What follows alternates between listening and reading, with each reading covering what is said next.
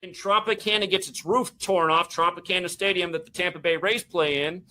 And if you look into it, Tropicana orange juice was created in 1947 at the same time the U.S. military did their first ever experiment on a hurricane. You guys look it up, 1947, first experiment on a hurricane. Bradenton, Florida is where Tropicana orange juice was created. In Bradenton. So you just happen to have Anderson.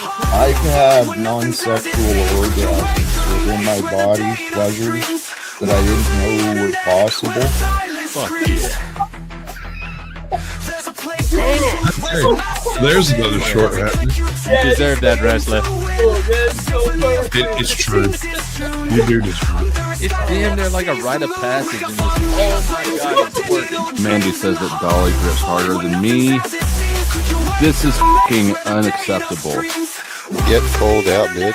You don't grip them enough. I really haven't been grifting hard enough. You guys, I just found out I have cancer.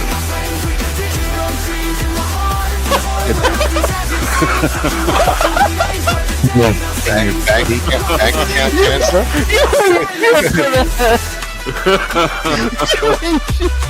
Got cancer in your pee-pee?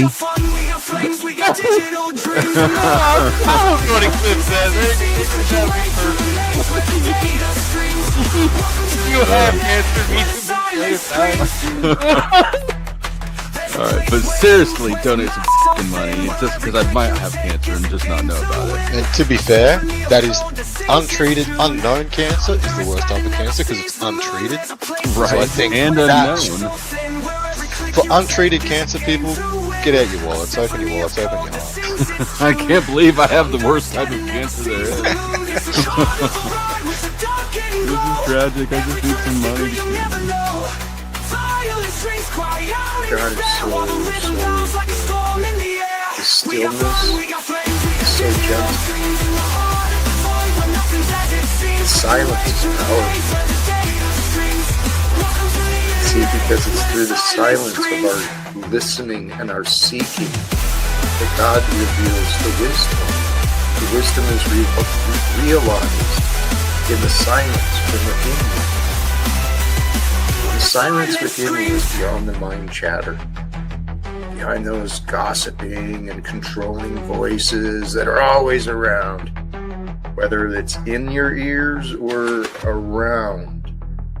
There's voices and gossip and voices and words that want to control you, want to interrupt your peace, interrupt your silence. You choose what you allow. You choose what you allow. How is everyone else doing out there? How you doing, Mad Mystic 07, Abe Dinkus Voy? How's everybody in chat doing? And the viewers who have not chatted, I hope you're all very wonderful out there. I have embarked on, for those of you wondering about this stream, I have been myself engaging in the system of, or the cycle of life, man. It's crazy how things work. Stuff breaks, people die, and then there's rebirth. It's crazy, in my opinion. And I'm just trying to get the link out. If you wonder, I'm kind of obfuscating for time until I can get my friend sent the link to the show. But we're having a bunch of storms right now. And yesterday I took a break all from YouTube and everything. What's up, Voy? How you doing? No Chaser, Zoomer. Oh, exactly. Trust in the Lord. That's where I'm at. But so I took a complete break from YouTube and went and spent some time with my best friend yesterday. Me and him and his mom went thrifting, went thrift store shopping, went out to eat. I genuinely acted a fool. Like, he was on the Goodwill hopping up on a pogo stick that he bought for him and his nephew. Dude put on skates and rolled around, and like I tried to tackle him into the glasswares because I thought it would be funny because we're basically big ass children. And I came home, I hopped on stream, I got really high, had a really good day, honestly, after the bullshit in the morning that had happened. And that kind of put me on a path, because like I've been dealing with my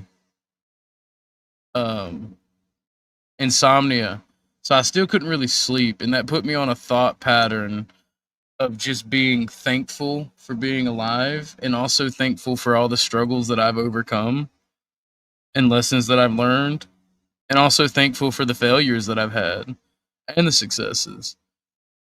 And that put me in a weird way of thinking and thinking about things.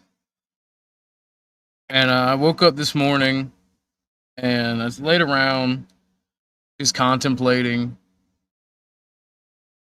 And so I'm on the East Coast, for those of you who are wondering. I'm from Georgia.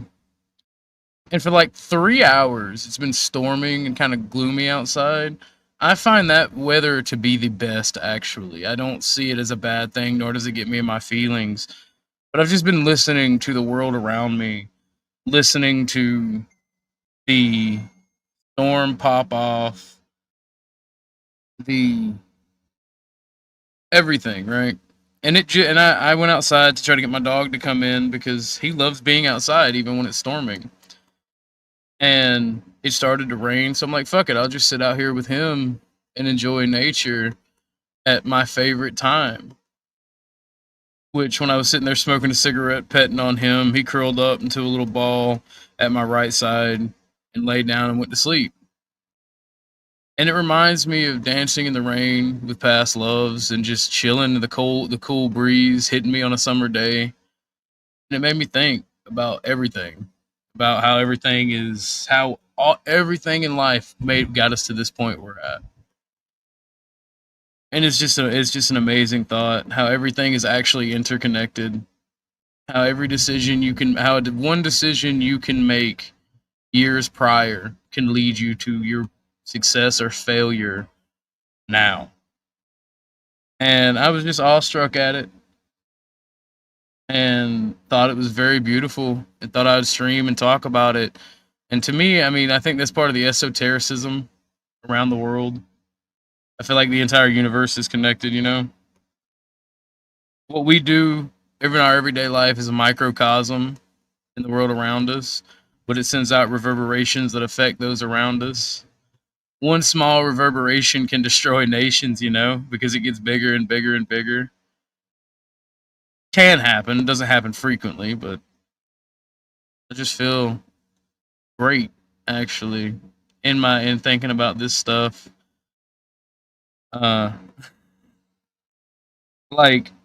Something bad happened yesterday to Bumpkin. I'm not going to tell all the story because it's not my story to tell, but he talked to me this morning about it.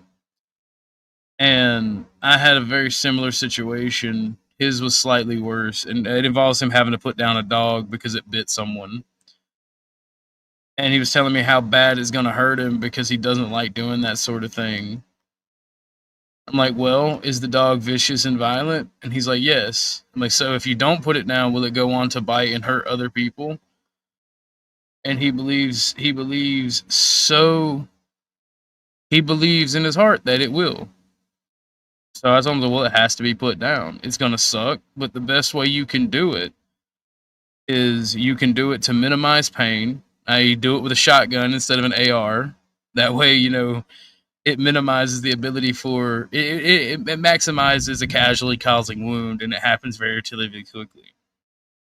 And that kind of set me on a thought. That kind of also set me on a thought process of when we have to do something bad, how do we handle it? Do we maximize suffering? Obviously not.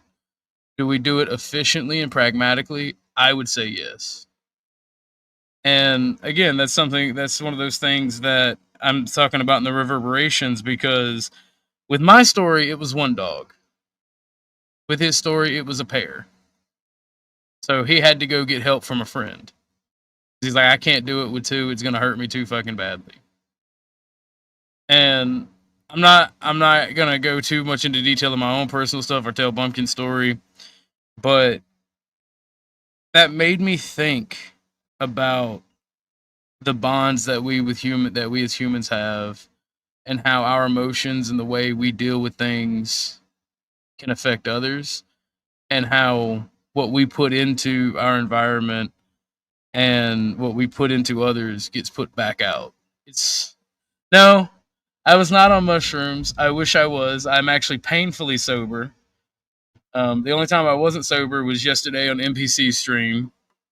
In fact, I say painfully sober is mostly a joke, but I find getting high a little bit every once in a while and then reflecting on it, reflecting on the things that I believe and that I see, actually helps me more than being extremely high all the time. So, but no, in my experience, mushrooms don't really have that effect. It just makes me feel good and lightens the mood and lets me see shiny colors. To be honest, maybe I had bad mushrooms, but I don't know. I don't really know how to put into words because, like, for the past hour, or maybe it just was 30 minutes, but it felt like an hour. I was trying to verbalize a script in my head to talk about with you guys to make it a more coherent point, because of all of these things and all of these similar experiences I have with people on the internet, and then we are vastly different people, and even in real life, same thing.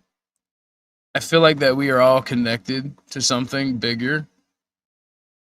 Like not just us on this planet, but any potential life out in space, right? We're all connected to the living consciousness of the universe, I guess. Or maybe I'm just talking out of my ass. Maybe I did DMT and I'm still on the trip. But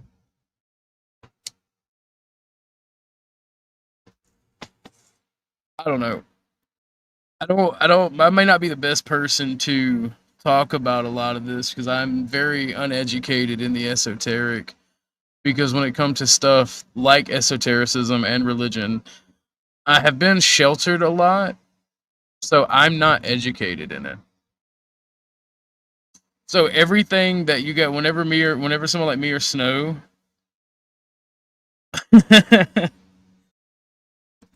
yes, single mother enjoyer does crack people up the first time they see it. But you gotta. It's one of those things you gotta pay attention to. You can't really draw. You can't really draw too much attention to it. You know, you just gotta let it ride. And when I talk to people like Snow about the esoteric who know more than me, I tend to sit back and I tend to listen, because she sent me an article today on Mercury in retrograde and what that means, and it makes sense if you think about it. The zodiac in general makes a lot of sense. The position of the world around you and the universe around you at your birth probably does have a lot of bearing on the way you see yourself and your place within it and how you interact within it. I don't know that to be sure, but maybe it does. It feels like it does. It seems like there's some truth to it. For those of you who missed NPC the Game's interview of Dusty as well, I am interested in the history of astrology as well. I might do a deep dive because it's starting to pique my autism. The more I heal from last year and in the beginning of this year's traumatic events, I might start doing deep dives into it. But today is probably going to be a short stream, probably going to be more monologue-ish. Anyone's welcome to come up if they want to hit the panel. It is an open panel, but if no one comes up, it's definitely just going to be a monologue, which I don't tend to like to talk a lot when it's just me, myself, because I like to have fun and joke around. But Snow had sent me this article on Mercury in retrograde, and I will post the art link in the back, and I'll give you my synopsis or summary of it. Essentially, since we make a lot of jokes about, Mercury being in retrograde,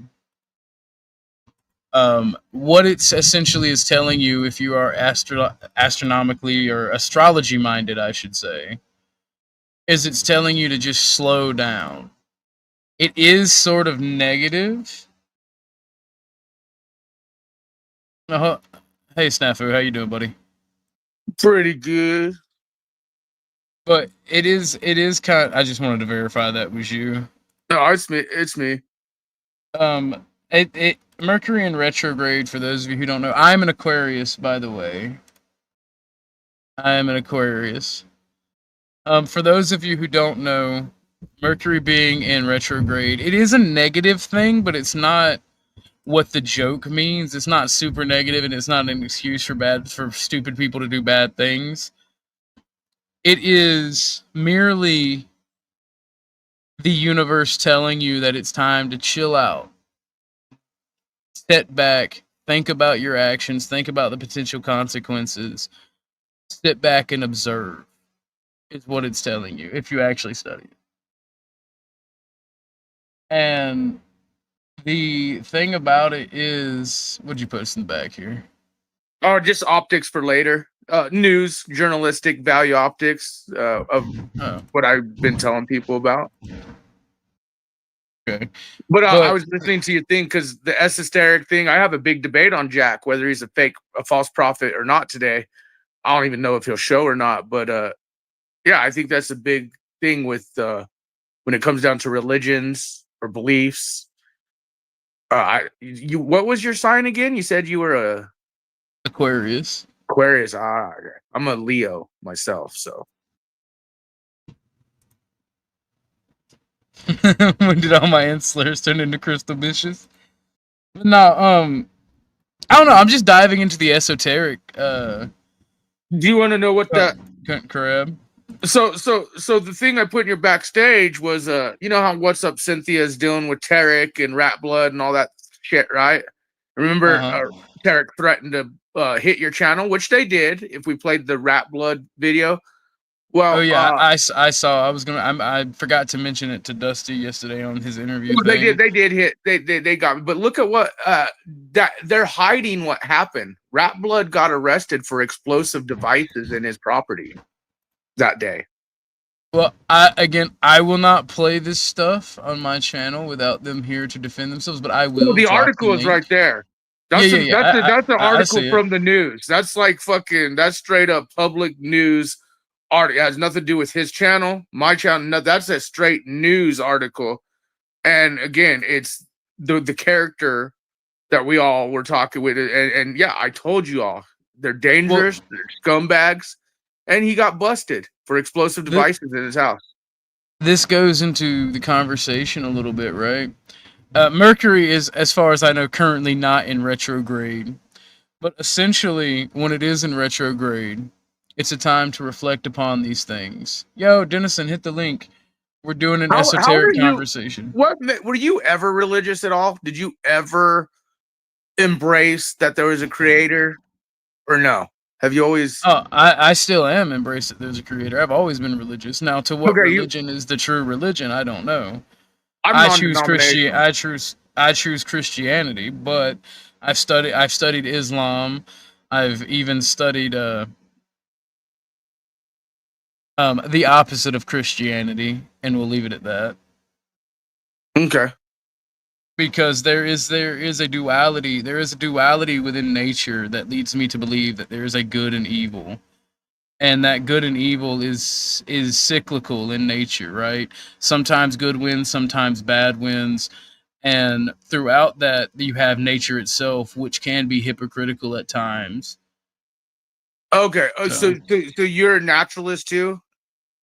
I believe I become more and more a naturalist, because like when I was sitting out smoking a cigarette, petting my dog, sitting in the rain about 30 minutes ago, I was like, damn, this shit is beautiful, you know? And it seems to wash away all the trauma, all the bad shit. And there's something beautiful about storms in the rain, man. I don't know how to explain it.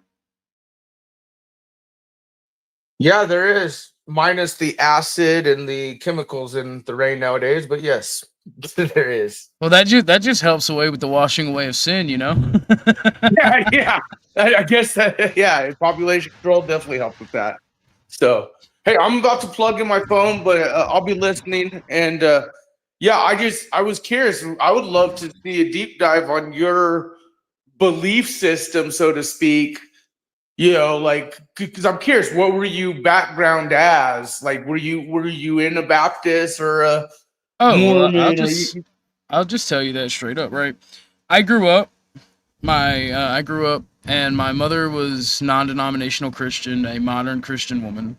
My great-grandmother, who had a large help in rearing me, and my mother's father and my mother's mother, or not my mother's father, my father's mother and my mother's mother, all three of my grandparents that I mentioned there, my great-grandmother, well, both of my great-grandmothers actually, my grandmother on my mom's side and my grandmother on my dad's side, they, all four of them that I mentioned, they were Pentecostal Christian. And for those who don't know, those are the snake handler Christians. Those are the people who pick up rattlesnakes and speak in tongues and wave them about. Now, while my two great grandmothers on my mom's side that I mentioned, and my great grandmother on my grandmother on my mom's side, they are moderate Pentecostals. They never did participated in the snake handling. My grandmother on my dad's side, because my dad's from Texas, is a fanatic or was a fanatic Pentecostal. So she would wave around the rattlesnakes, and that woman fears nothing. That woman from Texas fears fucking nothing, and she's almost batshit insane. Like, she literally, her side, I guess her side of my family is where I get, yes, all of them, everyone mentioned are from churches that claim to speak in tongues. I was just going to ask you the whole speaking in tongues thing. Like, I remember when I was in a Pentecostal service once, and then they all started doing the whole tongues thing. Is it moderate when you say moderate? Yes, even moderates do that. That's a that is a foundation of Pentecostal beliefs. And it is crazy because if you've never been around that shit, and then all of a sudden you're in that shit, like when I witnessed it, like firsthand experience, like I don't know, like what is your thought on the whole speaking in tongues? Because some of those people I feel are doing it just to do I don't it, think right? it's. I don't think it's real. I don't think it's. I don't think it's real either. I didn't want to. Yeah. I think that the fervent and the actual believers. I don't. Here's my take. I think that the majority of it is done in bad faith and it's done to virtue signal. But I think the most fervent Pentecostals, when they get to praying and they get to shaking and they get to speaking in tongues, it is not necessarily nefarious in nature. In fact, I don't think it's nefarious at all. I think that they have worked themselves up into a zeal, and they are acting this way because they actually believe that it's something. So is there like power to it? Probably. Like a tribalism event, though. Like a tribalistic ritual. Yeah, it's a ritual. Well, yeah, it's absolutely. I don't know. The whole, like, I didn't know if moderate because when I went to it, I don't know if they were moderate, non-moderate. I didn't even know they were. I thought it was Southern Baptists that did with the like rattlesnakes and all that shit, like the crazy shit. I didn't know Protestants like did the whole snake. Pentecostal is where you get the snakes, and Pentecostal have their own lore behind it. Apparently, Pentecostal started snake handling because, and it's not even from the Bible. It's as a show of faith because apparently Native Americans would attack Pentecostal churches on the frontier and throw poisonous snakes in them, and they would wear the armor of God and go in the churches and remove the snakes by hand and stuff. That's kind of why it's a show of faith to the Pentecostal faith, or that's what they claim is the reason that they do the serpent handling. Like my grandmother from Texas is quoted as several times in my life as "trample upon the serpent." Fear not the serpent, trample upon it. Right. Okay. Yeah. That's understandable. Interesting. I didn't even know. Like, I mean, I guess the moderate Pentecostal would be the ones not used, but they still speak in tongues, as far as you know. No, because I will never do this. I would show you. I would do an IRL stream or a recording where I go to church and show you people speaking in tongues and the things that they do. But I would never do anything to disrespect those people because they are faithful and I do have respect for them. So no, I would not drop slurs. Ha ha, funny, hee hee. But let's keep that as a joke and not be disrespecting people. Slurs, what if you just drop like I love government or something dumb. Because I do believe in God, and we never know. It could be true. We never know. It could be true. I will not insult them for it, just like I won't insult a Muslim during their prayer. That's fair and respectable. I actually respect that answer. So it's fair and respectable. All right, I'm gonna plug my phone in, but I was just gonna come say hi real quick. And yeah, thanks for answering those questions. I was more curious about the background when it comes to your belief. Well, if you listen in, I will still give you the. Let me make sure this is Ike. How you doing, Ike? Hey, can you hear me? Yeah, I can. So, for Snafu, I'm gonna continue with the story of my religious journey. So, like growing up as a very poor person in a very bad area, like there were questions that I had that Protestant preachers either refused or could not answer, or they would give you like the most Yodified answer they could. And it really kind of turned me off. Like I was never an atheist. Like I've always believed in God, but I would say I was atheist and ask questions they couldn't answer, not even to try to get a rise out of them, but because you can't prove your position. And it's not even prove it. You can't answer a basic position because it feels like you are exercising your religion to gain wealth or to gain status or to manipulate people. And for a long time, like it sent me on a path to try to find God in my own way. And when I was getting my CDLs in Iowa, by chance, I met a random Somali immigrant that didn't even actually belong there. When they came up and asked, was he somebody? He just said yes and wound up like just going on an adventure and going to the trucking company barracks where we were attending the written part. Like it was a 2-week part where you had to study for the written exam, and then another 4 weeks where you had to go to a school to actually learn how to drive the truck. And this guy was never caught. Like he didn't belong there. They wound up basically just hiring him on the spot and helping him get his license. But no, me and him hung out, and he was cool as fuck. And he was like, "Hey, do you want to go to mosque with me?" And I wound up doing an oath of faith. Like I kind of feel tricked into it looking back, but that's what religious folks do. They want to share their experiences with you. They want to share their faith and their culture. And they are, in many cases, they are so desperate to do it, and they want people to agree with them that they may do some shady shit that they don't mean to do so to hurt anybody. They think that they are doing something positive. And for me, yeah, it was a positive experience. It taught me a lot about stuff that I did not understand. It taught me a lot about certain things. Now, my Qurans were stolen. I haven't been able to get any more, and I was nowhere near through reading them. But it opened my eyes to a lot of things and let me see a lot of the world around me. And then when I left Islam and stopped studying it because my autism stopped being triggered by that, I started going to Orthodoxy and Catholicism and looked at it. Now, I never really religion hopped because I saw my dad and an uncle do that, and I don't like it. When I say I study these things, I was studying them in a scholarly way. I was not attempting to join these faiths because I always have believed that there is a God and there's a higher power. But when I was younger, the only time I was not in a Pentecostal church was when my father joined Mormonism, and there's a whole story behind that I won't really get into because it was very weird. And that lasted about 3 or 4 years. Crazy. But all of that led to where I am now, where I'm just seeking out the truth of religion because there's something out there. There's something bigger than us. There's something supernatural, definitely, in another world that we can't see. And it's up to us to find it and to study it and to understand it, just like our natural world. How you doing today, Ike? I am doing well. Cool story, bro, as they would say. But I'm just fair enough. Just kidding. Yeah, so interesting. I saw the title, esoteric.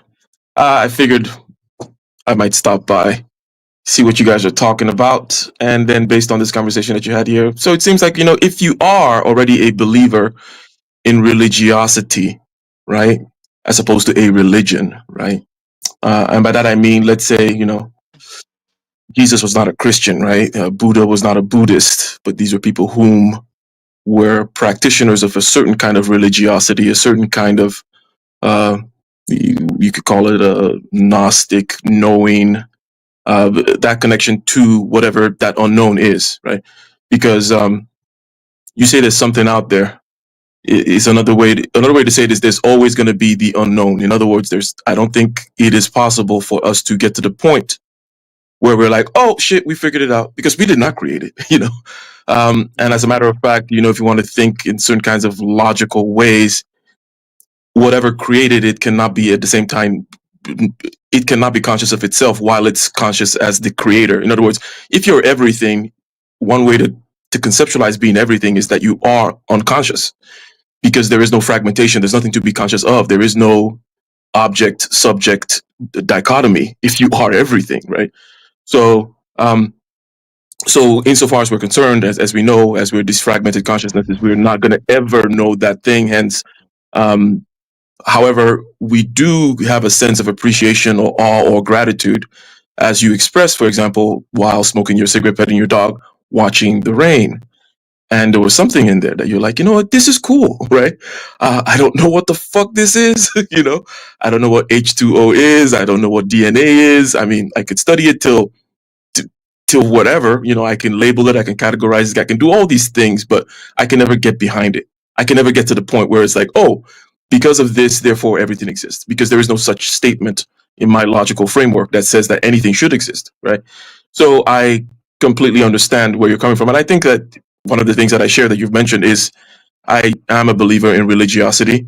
And I'm not doing this stupid fucking California thing of, oh, I'm spiritual but not religious. But, you know, those people have a point that they're making, right? And if I'm forced, you know, gun to my head, yes, then I'll stand on that line of, you know, a believer in religiosity through and through, 100%, right? And then when it comes to the studying of these things and so on, it's funny because of, you know, God or this unknown as a concept, that is, and the way that you're speaking about it is on a conceptual level, not, oh, I want to feel the love of God, my personal God, so that I can feel like I'm grounded in the community and happy, or some shit like that, right? That's and there's nothing wrong with that, you know. But even in the Bible, like, you know, so I'm sure you're familiar with the Bible, right? You've read the book. Yeah, I'm familiar with it, but I do not claim to have read the Bible, because in my opinion, every person that has claimed to read a holy text has, one, never fully read it, nor do they study it. So I will say I'm familiar with it. Okay, good. Now, if you say you're familiar with it, then okay, so, you know, I mean, for example, you know, the Old Testament, the book of Ecclesiastes, for example, right? And that is the book that contains the, you know, vanity, a time to be born, a time to die, those things, that vanity upon vanity, that everything is vanity and whatnot. King Solomon type stuff. Point is, that book is contained in the Bible with a certain type of wisdom, a certain type of eye, a certain type of view. And then you also have in the same Bible other people with more simple views and whatnot, right? So where you stand is how you have to partake in this journey. So if someone is, you know, a Russian peasant grandma and they believe in their icons, right? The Orthodox Church, they have their icons, right? And they go and they pray to these icons, and they feel grounded in so doing, and they feel part of the community and all that kind of stuff, and that satisfaction, then that's perfectly fine. However, if you want to then talk about things in the way you're talking about it, you know, this kind of connection with the unknown, with the absolute and whatnot, then it really does become something where it becomes a lonely pursuit, because it's almost like, well, because God is that very broad, very big concept, not just broad and big, but also difficult, right? It's like, you know, pursuing the grand unifying theory in physics, right? I'm not saying that's exactly like it. What I'm saying is you can't talk to everybody about it. You're not having the same conversation, right? Because some people from there all the way down to just, I want to sit down in front of some icons and do something. These are very different places, right? But I think that the reverence, the awe, and the appreciation of life, like you just mentioned with your rain and the dog and all that, is the common thread that we perhaps should all share. And that is what is there when it talks about, the love of God, if you will, the love of existence. Because when you start rebelling against existence, that's when things start to go dark, right? And we have, we all get glimpses of that. And I know I'm rambling and going on and on. I'll shut up. No, you're dude. No, you're cooking. You're cooking. Keep we all frying get that shit up. we all get glimpses of that, dark despair, that existence, fuck existence. That Cain attitude. I'm gonna go kill Abel because fuck this shit, right? I'm not getting mine. Everything sucks, right? That, generally speaking, no matter where you are on the spectrum that I described, right, regarding the intellectual aspect of it, that is the common. That is the place where we typically don't want to go. Regardless of all the circumstances that go on in life, generally speaking, it seems to be the case that a reverence and appreciation for the fact that existence exists is typically where we find ourselves to be centered at, right? And I'll just leave it at that, with the point here being, of all the things that I heard you say, believe in religiosity as opposed to one particular religion, which then obviously leaves you open to now really do study all these different religions and really do have a path by which you're integrating all these different modalities of expression and whatnot, right? Just so that you can further kind of participate in the beauty of this shit, right? While being grateful that, because, your life could be a whole lot worse, right? That's the duality that I mentioned, right? Mm-hmm. Is like I keep mentioning this duality in the past couple streams, and Not Lost says existence is wicked. No, that is merely a component of life. Like, life is hard. Life is going to be hard. It is merciless in its pursuit. Right? Survival is the most important thing in any biological creature, whether it be a small amoeba or the most complex life as like animals and plants, right? Mm-hmm. It's merciless. But because we are sentient, we are able to feel emotions and connection to the world around us and the cycle that is life. And we're able to pontificate upon it and search for reason. I think that people like you and I, Ike, and Sasquatch, I think you either have to be someone who loves science and loves theory, or you have to be autistic to actually understand or even seek out this information.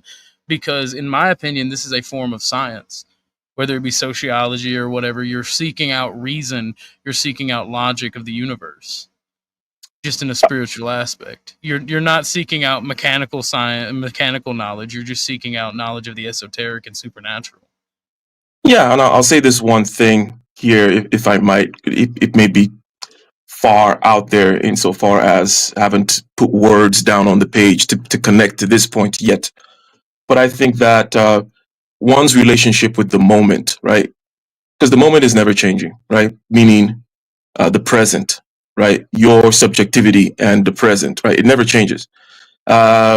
Meaning, one way to put it kind of mechanistically is, you have a human interface, right? You're not gonna wake up tomorrow and then like, oh shit, I guess whatever it feels like to be the internet, like, oh shit, I'm the internet today. It's like, wow, just very different kind of interface. It's like, no, no. So this relationship with the moment where you shut up, you're present, and you are there, and space time and phenomena is happening, and your subjectivity, that stuff never changes. And I think that whenever you're there, because that is a place, right?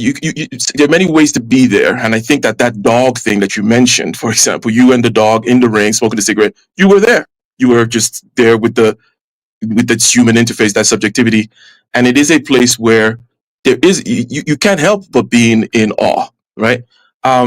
And obviously, various meditative practices and other ways of quote unquote being in the zone are attempts to get there. And I think that once you're there, then that is the basis by which all the kinds of intellectual building happens around this stuff, right? And again, I said, I know that I didn't necessarily make connections from where the fuck I was just to this point now. just go all the way to just kind of subjectivity, your relationship with the moment, never changing, and this is the basis of the quote unquote of the science, if you will, that you described. But I'll shut up. Well, I've even felt that moment when I worked with large machinery, right? When there's a bunch of humans trying to obtain the same goal. Because I even feel alive in that moment when I'm around machines. There's energy and life even within them. Everything. I feel like everything that is productive has energy and has a life, and it plays a part in the circle, and we are even connected to it. A lot of people think of machinery as cold, hard, and unfeeling. I take a different path. People feel that when they're running and get the runner's high. People feel that when they're in the in the zone making free throws, right? And it's all net and all that kind of stuff. So that space of being in the zone, which I think can be kind of described mechanistically with regards to subjectivity as well, right? There is a way to describe that thing, right? But I think that whenever you start deviating from that thing and getting into now you're thinking about maybe the future, or you're thinking about your ego, your perception of yourself, or how it should be, could have been, would have been, all these layers of bullshit that we add on top of it, right? If you don't have a means of getting back there, and for some people, going to their little shrine to worship, to talk to their icons and God, yes, that is the means of getting back to that spot. Or whether it's via running or doing whatever, or doing a meditative practice, being rooted or grounded. Exactly. If you don't have a means of getting back there, then that's the road to hell. If you don't have a way to tether yourself back. Sasquatch, you've been down there waiting patiently. You have any thoughts on the current conversation? So you said that you always said you were atheist, basically due to lack of being able to explain your position. No. What? I said I would take the devil's advocate route. I would mess with them and say I was atheist, that I didn't believe, because they wouldn't be able to answer certain questions. Okay, and they wouldn't even really try. They would just double back upon their dogma, and they wouldn't answer any questions or why. I mean, you can't really judge them for that, because that's what they were given. And I don't. I recognize that was a me problem. Yeah. So I've always stated that I'm agnostic, although I firmly believe in something resembling the thing people describe as a higher power. I just don't believe that humans have the capability to conceive it in the first place. And I find it laughable when you find three religious people arguing over details. And I'm like, okay, you've all got three different details of three different opinions from three different perspectives written by three different people 1,000 years apart. None of y'all have a leg up on each other. The only people who have a leg up on it are the people who take it from a fresh perspective, and even they can very easily get it wrong. So I just find it silly when people try to paint their entire life as an identity of, a specific religious page, a specific religious type, or whatever. It's do what you want to do. I don't judge people. I mean, I come from the Bible Belt. You come from the Bible Belt. Tent revivals are a dime a dozen, and there's a Jack Talcott on every street corner. That doesn't make any one of them wrong. And does it mean that their opinion is worth any less than a minister standing in front of a pulpit? And so I think it's worthwhile to listen to all of them, at least a little bit, until they start throwing feces on you and trying to spiderweb you. You know what I'm saying?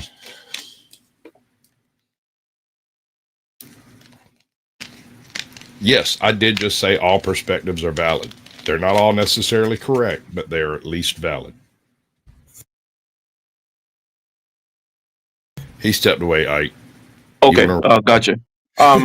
So gotcha. So this is a good point that you bring here with the all perspectives are valid, because there is kind of like a low level, what I will call low level interpretation or perspective on this, which is called relativism, right?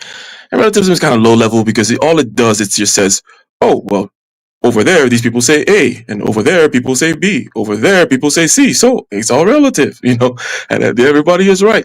But the way I like to look at it, and it's not just me, it dovetails with something that Nietzsche said. It's he calls it perspectivism, which is if you take, for example, the statement, okay, what should Jesus do, right? Is very different because of what he is, which is very different from what some other person is on the other end of the spectrum should do, because there's a question of what can they do involved in that, right? So there's a question of these powers and perspectives and whatnot. So if Jesus is standing high up on the top of some mountain, and he knows the powers that he has and he knows the perspective that he has, then he cannot hide from that. Hence, he has to say, you know what, I have to do this. And somebody down there on the lower part of the hill, there is no argument as to, well, because there is no communication, right? In other words, there's separations of there are points where communication breaks down, right? And if you're high up on this hill, your perspective is correct, and that is what you should do, because it's about what you can do and what you ought to do, and your relationship with both yourself and how you view the creator or whatever, right? And then someone somewhere else in some other place or some other plane, you may not be able to communicate with them, but it does not mean that their perspective, or doesn't mean that your perspective is wrong now because you're high up. So this understanding of perspectivism, that, hey, high up and with a particular panoramic view, what this person ought to do, if we're to put it within an ethical framework, a moral framework, or these kinds of questions, is a completely different thing from what someone else can or ought to do, right? So I do 100% agree that, and because I put it in an ethical framework, and but in the same way, in terms of what is revealed and how it's interpreted and what is said, right, in this realm of discourse and explication of these ideas, yes, this perspectivism also holds true. And also, yes, there is a breakdown of communication at some point.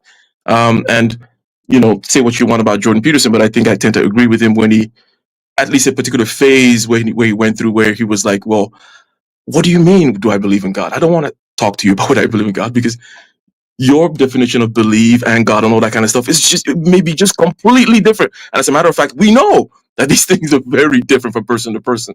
So sometimes there's a complete breakdown in communication. Doesn't mean this person is wrong, that person is right.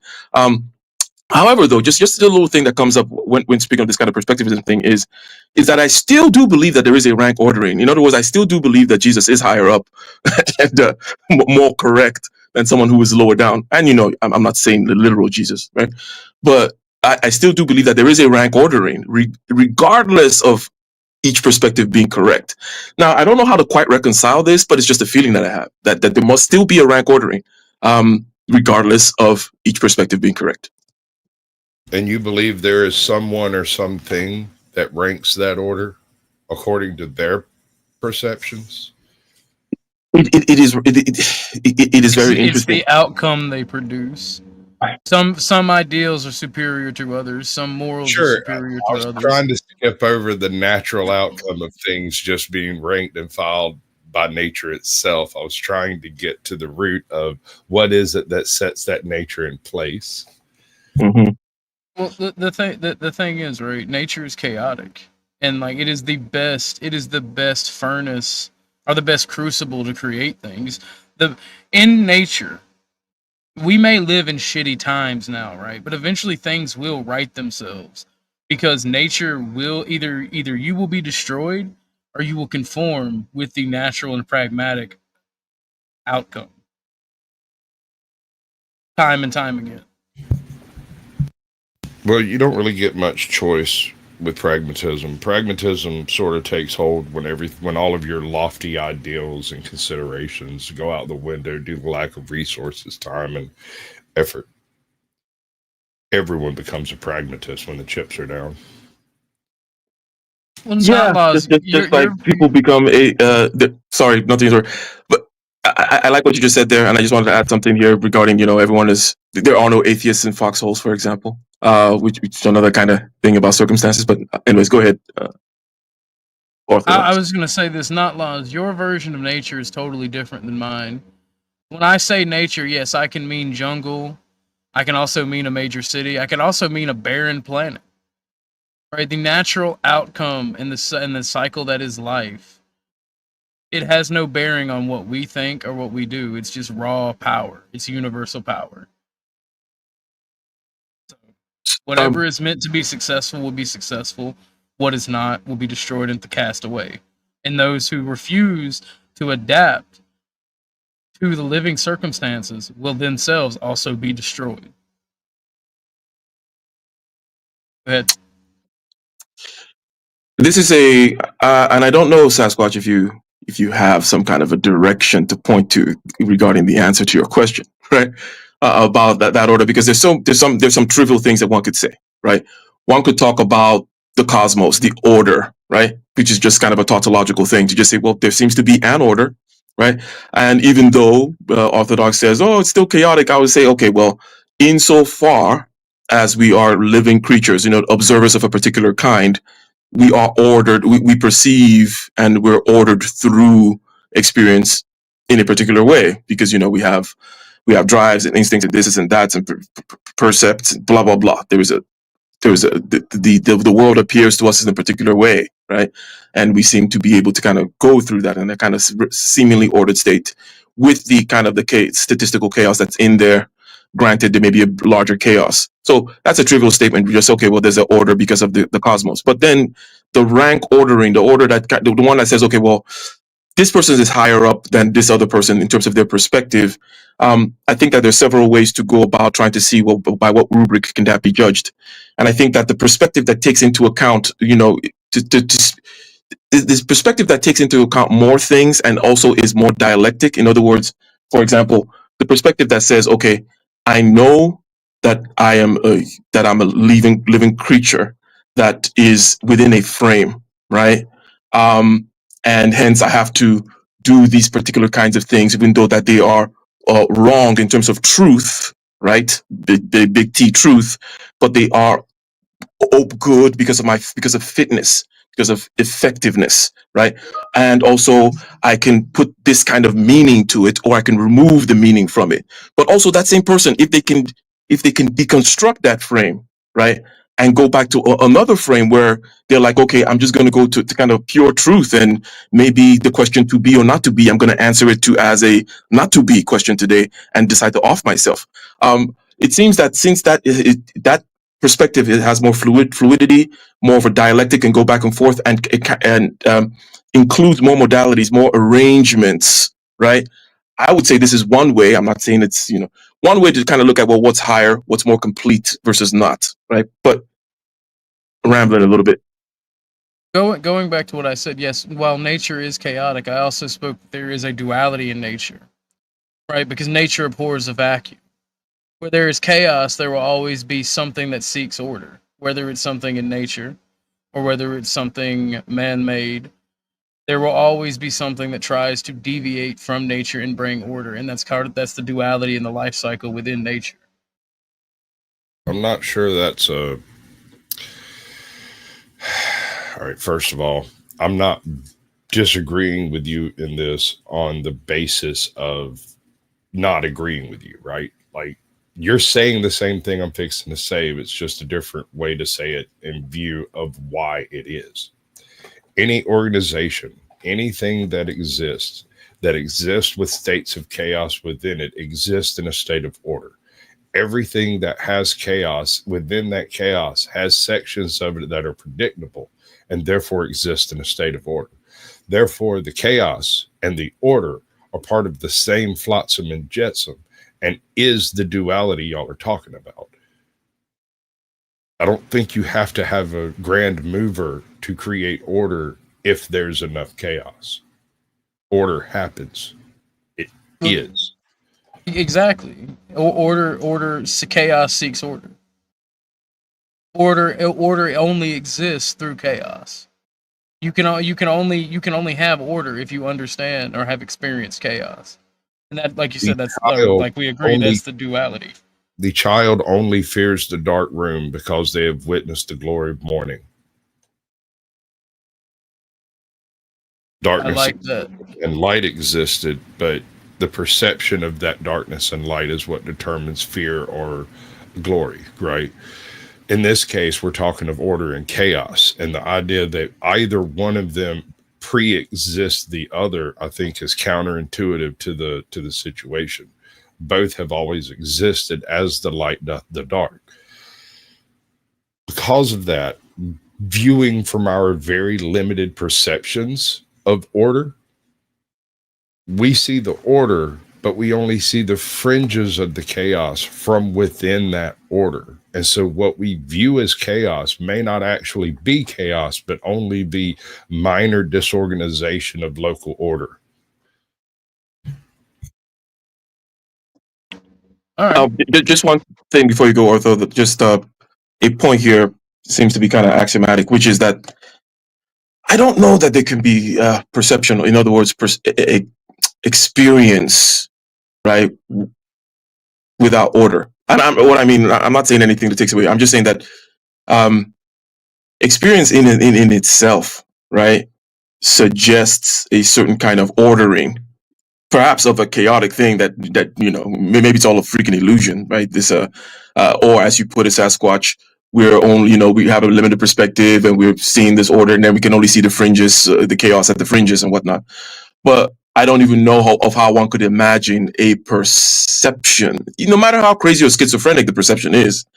It's still kind of based on orders and frames and whatnot, right? So, for example, Mr. Stephen Wolfram, the guy who does Wolfram Afro, you may or may not know him, is a mathematics, physics guy, whatever. But one of the ways he looks at it is like the space of all possible computations, for example. Kind of think about like the space of all possible arrangements and space of all possible kinds of ways of calculating and blah, blah, blah, which you kind of look at like as just the God space, right? It is like a chaotic space, okay? But when you then take a slice through it and then perceive, you can't perceive the whole. There is no perceiving of the whole because there needs to be a separation. There needs to be a slice taken. When you take a slice, then there will be, depending on what the shape of that membrane, if you will, the shape of the object that you've taken the chunk out of, there is going to be an order through which the chaos flows through this thing, right? So by definition, any kind of experience or perception, it kind of embodies order about it, if I'm making sense. That is because I believe, and I'm not countering you, I'm simply, yet again, another perspective. That is because the perspective from which you view it, being the orderly case of the mind, imposes order sometimes in places where it doesn't exist. Like when you look into a cloud and you see a face, there's no face in that cloud, but it does kind of look like a dinosaur, right? When you look into a field and you see what looks like a picture or something, right? I'm being attacked by a dog. Sorry. He said, "Take me outside. I have to poop." No, dude, he's just bored. He's bored. His person left earlier today, and he's been an absolute tyrant since he left. So it's just part of the program. But what I was getting at is, it is the mind which has laid order at the feet of chaos. It is through the mind. It is the mind through which we view order and chaos, and then attempt to define both from within both, and it becomes a circular logic scenario. It becomes fallacious just because we're trying to utilize one to define the other. Without light, there is no dark. Without chaos, there is no order. So both are quintessentially a part of the universe we're perceiving, and yet we're trying to make a distinction between the two. And I'm not sure that's an accurate way to try to do this. I think you have to take it like you were talking about the the physics universal theorem or whatever they call that. You got to approach it that way, right? You have to look at it from the fact that your perspective is probably not correct. And so you have to put it together in a way that takes into account the chaos, the order, the darkness, the light, the good, the evil, the right, the wrong, all of the dichotomies of life. And that's where, generally speaking, religion fails, is they fall into dogma and repetition and become a cult rather than something that's trying to seek truth. They're trying to impose will. And that's why I'm against organized religion and yet have no problem with religious people.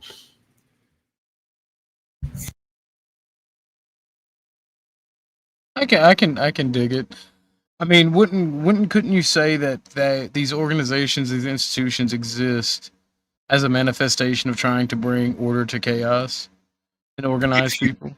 If you believe that chaos needs to be eliminated, then organized religion, and I'm not trying to talk down to you when I do it this way, organized religion is organized to control people's thoughts. It controls what you do, when you do it, how you do it, what you can do on certain days versus others, what you're supposed to do with your free time, what you're supposed to do when you wake up in the morning. There is so many little bitty prescripts in almost every single religious basis. It's impossible to look at it from outside and be like, wow, those people are trying to control everything about you. But from inside, it merely seems to be a series of really good advice. You know, like they agree with it. They're inside the veil of that. They don't see it as being odd that other people are controlling them. It's just the way it is. This is what I mean.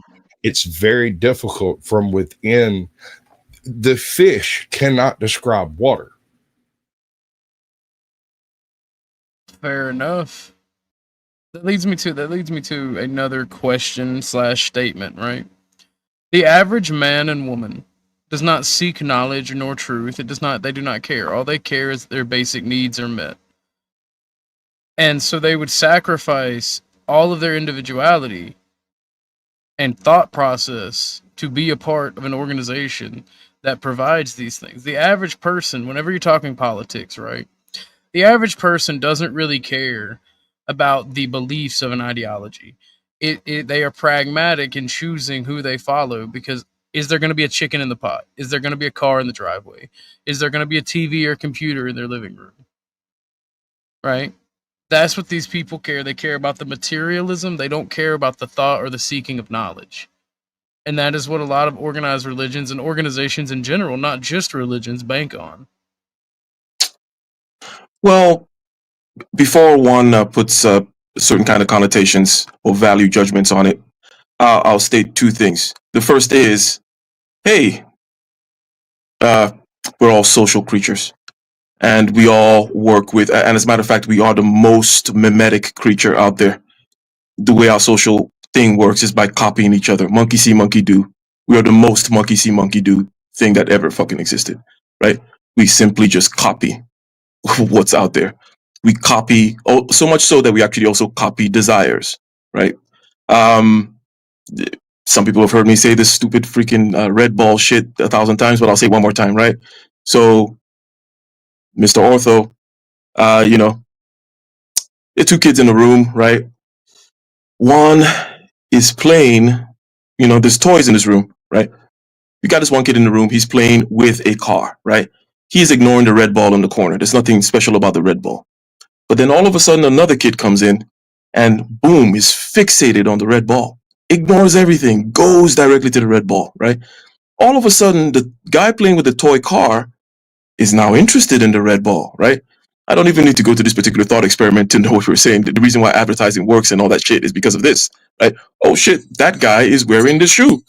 I want the shoe now, right? Oh, this person is doing another, you know, that kind of stuff. So this is how culture, what we call culture, kind of propagates. There has to be some kind of a mechanism, and this is the way in which we as humans do it. So that's just point number one. That before we go, you know, bashing the common man over the head, we need to admit and notice that we are all these mimetic creatures participating in this thing. Now, then this come down to the level of degrees. On this level of degrees, we're talking about this individuality thing is the purview of a tiny percentage of the population, and perhaps as it should be. It should not be the case that everyone is out there trying to be this individual. And by individual, now I'm talking about these things that you mentioned, such as the quote unquote original thought or differentiation of a certain sort, and caring about things such as learning and so on and so forth beyond just the basic needs on the lower end of Maslow's hierarchy of needs, right? So this particular kind of individuation thing, which also is the source of a little bit of like a chaotic mixing up of things, so that such that things change, right? Some creativity, something new, whether it's a scientific invention or artistic invention or new modes of being and ordering ourselves so that we don't calcify and die. Because, by the way, the environment is changing and you don't necessarily know what we need. So there's going to be, we need to throw in every 200 people, we throw in one Orthodox guy, right? Because you never know, his crazy idea might save us, right? But we don't need more than one, right? For every 200. Hence, the system is kind of balanced that way. This does not obviously take anything from what you're saying. Yes, it is 100% true that the other 200 or 199 or whatever are kind of doing their thing, and they're marching along, and they're the body of the species, which we also are. But then there's going to be the need for highly individuated people doing this thing. But my only kind of caution here is to think, even though, as I mentioned earlier, I do believe, even though on this kind of perspectivism thing, that, okay, the perspective of this individuated person, someone who cares about individuation and such, is going to be different from the perspective of the average person. But I do think that the perspective of the individuated person is higher, even though there is no argument. It's stupid, it's fucking dumb as fuck, right? You're a fucking idiot if you're doing that. But still, there is something that says that you're higher, even though it's not fully fleshed out. But so yes, they're playing the roles perfectly. We don't want everybody to be Sasquatch. Doesn't work. How could it work, right? Yeah, and that's one of those dualities that I mentioned that we all have to deal with throughout the cycle, right? Everybody is part of the collective. And it seems like everyone also wants to be an individual and a free thinker. And for every person to be an individual and a free thinker, that would create way more chaos than is necessary. Not to mention, not everyone is capable of being a free thinker. Also, you were saying, if everybody tried to bust out and be a free thinker tomorrow, society would break down in a week. Dusty says something over here. We use the opinions of others to shortcut value judgments. It's a good strategy given the opportunity cost of attention. Right. So, all right, I am a one person. I am an individual. I have had certain experiences, and I've had enough experiences, in my opinion, to judge right and wrong based off of life experience rather than having to go to some religious doctrine. Granted, most of those experiences were tinctured, were colored by the religious doctrine I grew up with. I can't help that. I have no way to neutralize that. I don't know what someone would want me to do to try to take care of that bias. But that bias comes down essentially to agreeing that there is such a thing as right and there is such a thing as wrong. And that for thousands of years, people agreed for the most part that this is right over here and this is wrong. Don't do these things, do those things. Wrong. To take that pretty much at face value and utilize it as a stepping stone towards your own morals. Well, it's kind of like, when someone else has done the research and you see that they get the same exact result. What use is it to you to then turn around and do your own research before you try to do something else to add upon it? So you have a lot of people out here who go off of self perspective, self-experimentation. If they don't do it themselves and witness it, they don't believe it. They think it's part of the government conspiracy or the religious conspiracy or whatever. Choose your big bad boogie monster over here in the clouds. Whichever one you want. It could be the Masons. It could be anything. The thing I'm getting at here is that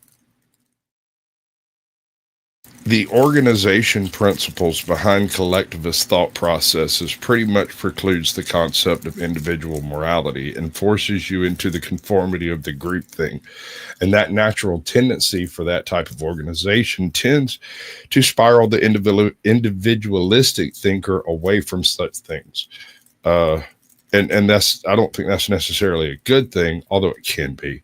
Because I mean, no, it's actually a bad thing. It actually hurts. If It hurts someone tries to collectivism. hand you a snake, you might be free to think otherwise and go elsewhere for your religious doctrine and fuzzy wuzzies. And you may be perfectly justified in that point. But that doesn't make that experience any less valid or any less real. It's just different. You know, it's a one little thread that I just like to pick up on here on what was said is this aspect of the wisdom of crowds, right? Which is, you know, that wisdom of the collective, which you will be foolish, you know, to Flo's point, to not be able to discern, right? That, hey, I don't have to go fucking repeat this experiment or reinvent the fucking wheel. You know, it works, right? So, you know, there's been millions of experiments and we see what works. And then there is the madness of crowds, right? There's that wisdom of crowds and madness of crowds. We know the madness of crowds, which is the mob, right? You can just become consumed with mob bullshit, as I mentioned earlier, the mimetic aspects of copying both desires and hatreds, right? You know nothing about this person, you know, that's being scapegoated, for example, but you get into this mob, and they're like, "There's the scapegoat," and all of a sudden you pick up the stone and start throwing, right? Like he without saying, you know, cast the first stone type shit. But the ability now to then discern, okay, that's the wisdom of crowds, and then this is the madness of crowd. Unfortunately, it seems to be a native ability, right? It's not out there in the crowd. The crowd doesn't have a sign saying, "Oh, this is our wisdom," and over here's our madness. Unfortunately, it's going to be a native thing that you have and then develop to be able to discern between these two. I think you're kind of conflating a point. No one ever said that crowds were wise. That's never been a thing. Crowds are flighty, dangerous, disturbing situations, and they're always chaotic, and your intellect is reduced by the existence and being in a crowd. Your herd instinct takes over and you just do what the crowd does. It might be easy and not cause problems, but that doesn't make it right. You were talking about the people in history who have read, consolidated, and agreed with these premises, and you called that a crowd, and I don't think that's quite accurate, because over time, even there's just a difference between having a group of people together in a room and telling them something and have them read something and then them discuss it and try to come to an agreement on it. That shit will never happen. But over the course of time, you can have agreement across the centuries based off of some pre-existing situation, right? So take the biblical text. If you go to any lunchroom in America and you've got 50 people in there and you set a random Bible, say a King James Version Bible down on the table and ask how many people believe in this book, most of them would raise their hand. The ones that don't would either want to know specifically which Bible it is.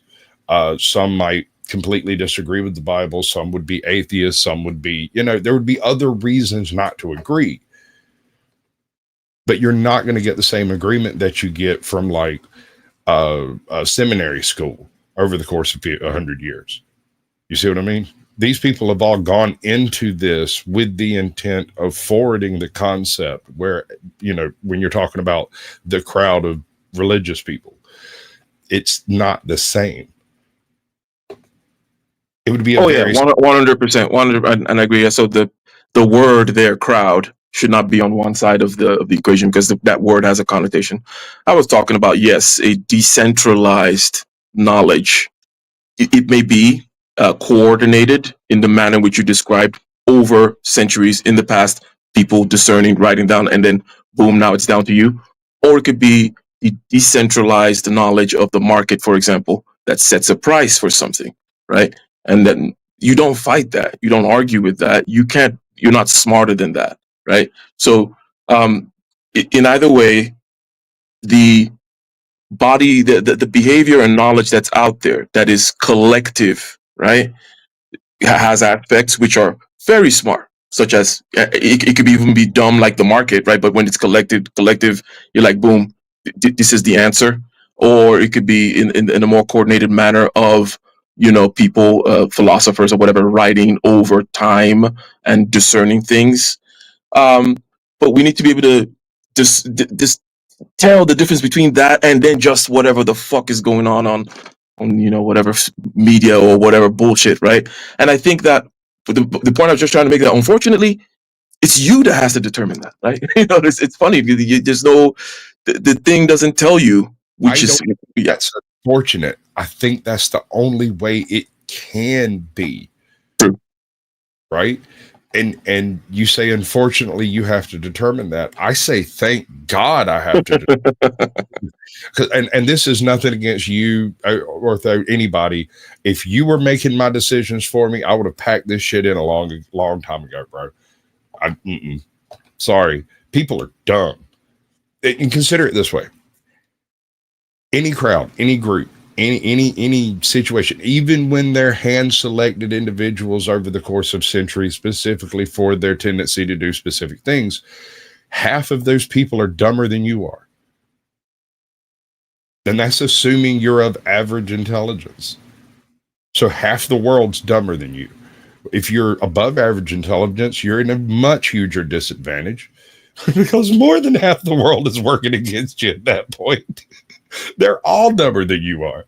So only you have the perspective, the capability of looking at what you believe yourself to be and placing that in the order as it should be in your mind, and then do so in space, right?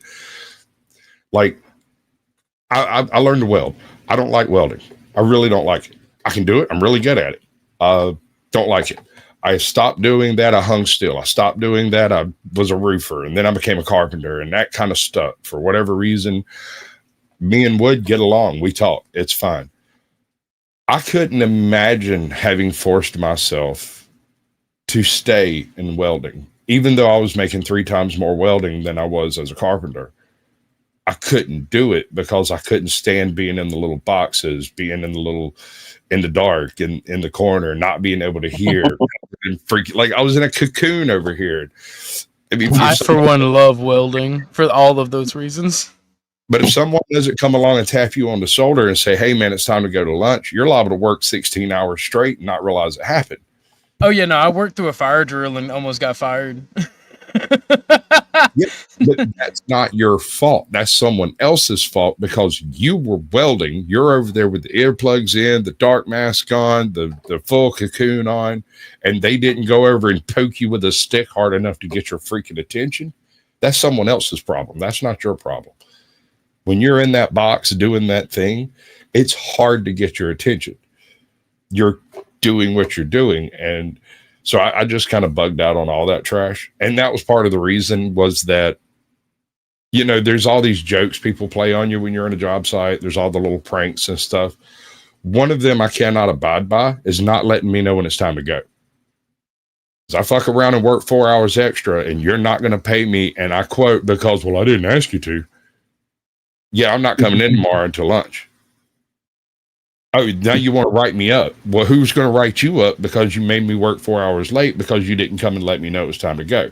You know, considering that I'm sitting there with earplugs in, earmuffs on, hearing protection, a big ass fucking hood, a big ass gas hood, and some dark freaking lens between me and the universe, wrapped up in leather 3 layers deep. And somebody stepped to the end of the hallway over there and was like, "You didn't hear the bell, it's time to go," and then walks away. No, that's not my fault. That's your fault.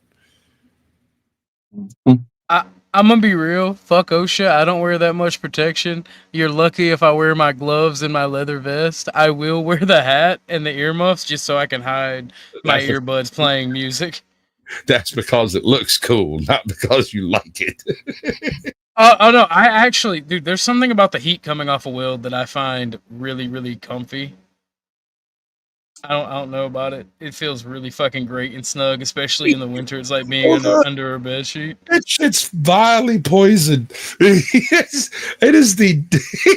UV rays, bro. It's straight death. We all gotta die sometimes, Sasquatch. So awesome. You know why you feel so clean and fresh afterwards? It's because it's killed everything on the surface. Yeah, just go take a shower and you're good. Good is a word.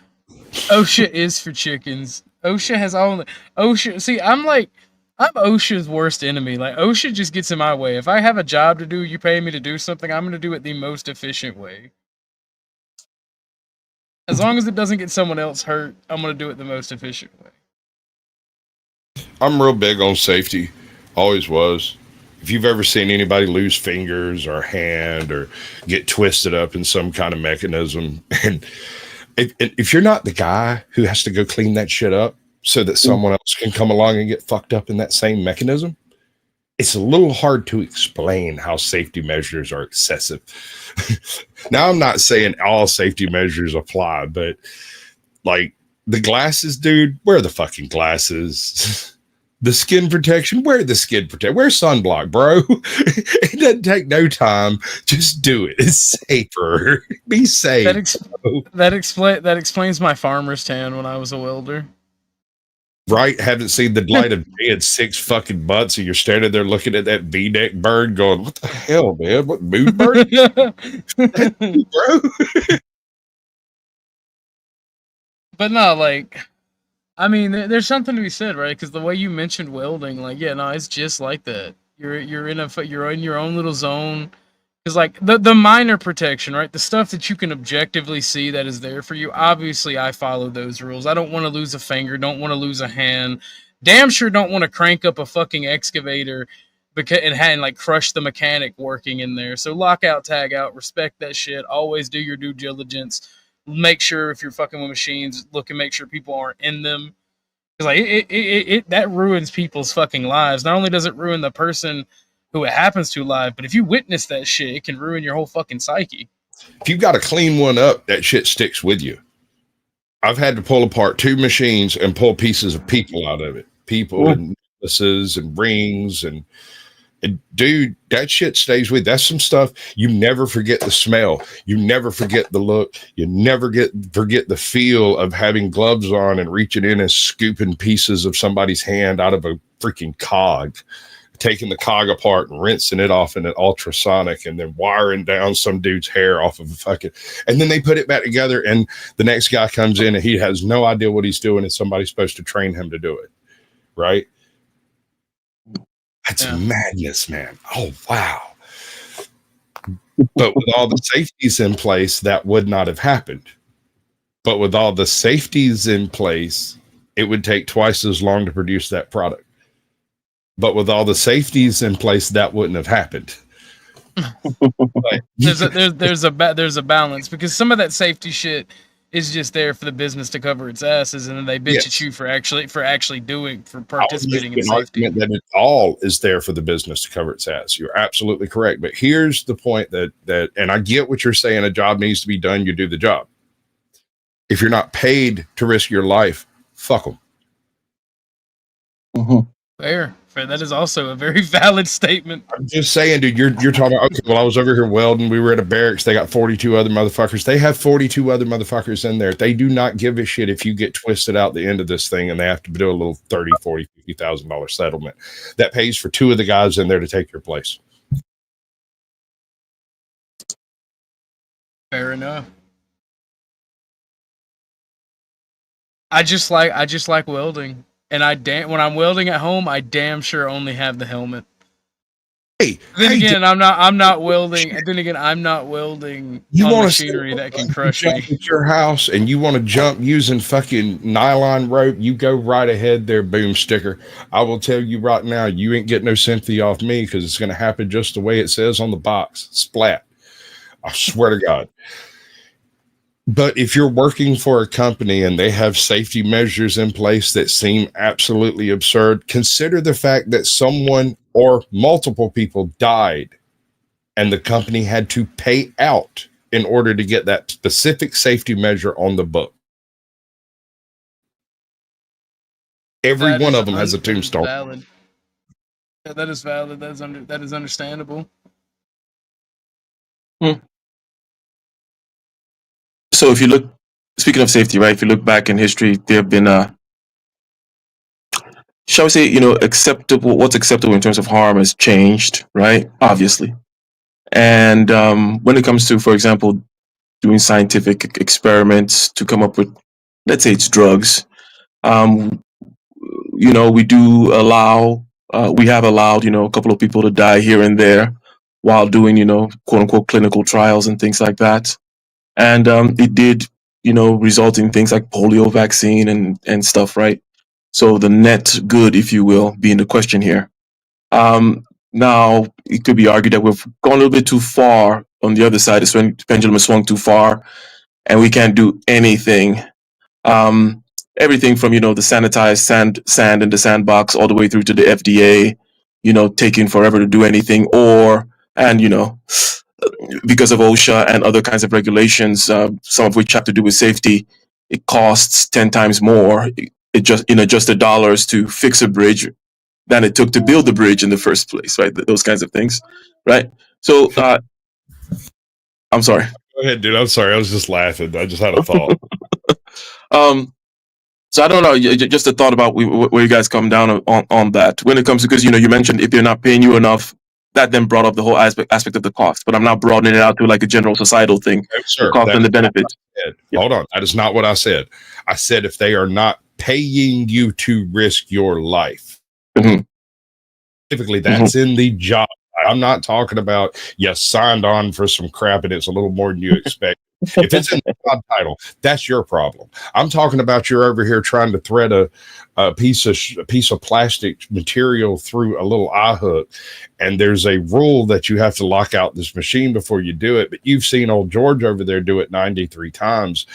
It's not even hard. It's not a problem. What you don't realize is that the reason he does it so fast is that little piece of thread that's being threaded through this thing is going to come out at 60 miles an hour in just a second. And he's literally dancing with the fucking devil himself. He's an adrenaline junkie. Yeah, he knows what he's doing, and he told you not to do it. He just didn't tell you why not. And then you see him do it. And maybe you see that shit go off right 50 times. Maybe you see it go off wrong 1 time, 2 times, and nothing bad happened. Everybody giggles. There's a little bit of a cleanup, and somebody has to stay late. Whatever, right? Somebody has to write an MLR report or whatever. And then nothing bad happens. Oh, well, why do we bother doing that one little thing? It's not until you're standing in the way of the lead and it comes out at 60 miles an hour and goes clean through your freaking wrist or right up your elbow, long ways, that you realize suddenly, wait, somebody had to die to put that one little tiny rule of you do not hand thread these. That's why they got the little stick and they push it through. And it takes 5-10 minutes to do each little loop. But it's safer. It's only a little safer, but that little bit is everything. Mm-hmm. Welcome to the broadcast, Jordan B. Peterson. How are you? I'm good. How about you, sir? I'm well. I'm not exactly sure on who you are. Welcome to the broadcast. How are you doing?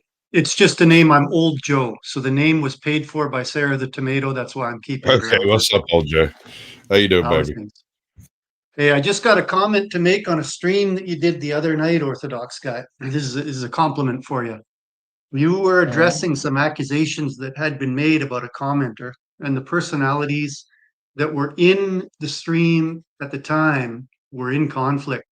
And the way that you handled that conversation, bringing people up and down, I found was extremely impressive. It kept the conversation online. That's the only reason I came up here to say that. Good work, man. I think it was a really difficult scenario. You did a good job moving the conversation forward. I just saw you live. I thought I'd pay you that compliment. Well, I appreciate that, Old Joe, and I hope that I will both. I'm glad that I've earned that, and I hope that I will keep that reputation. I appreciate it.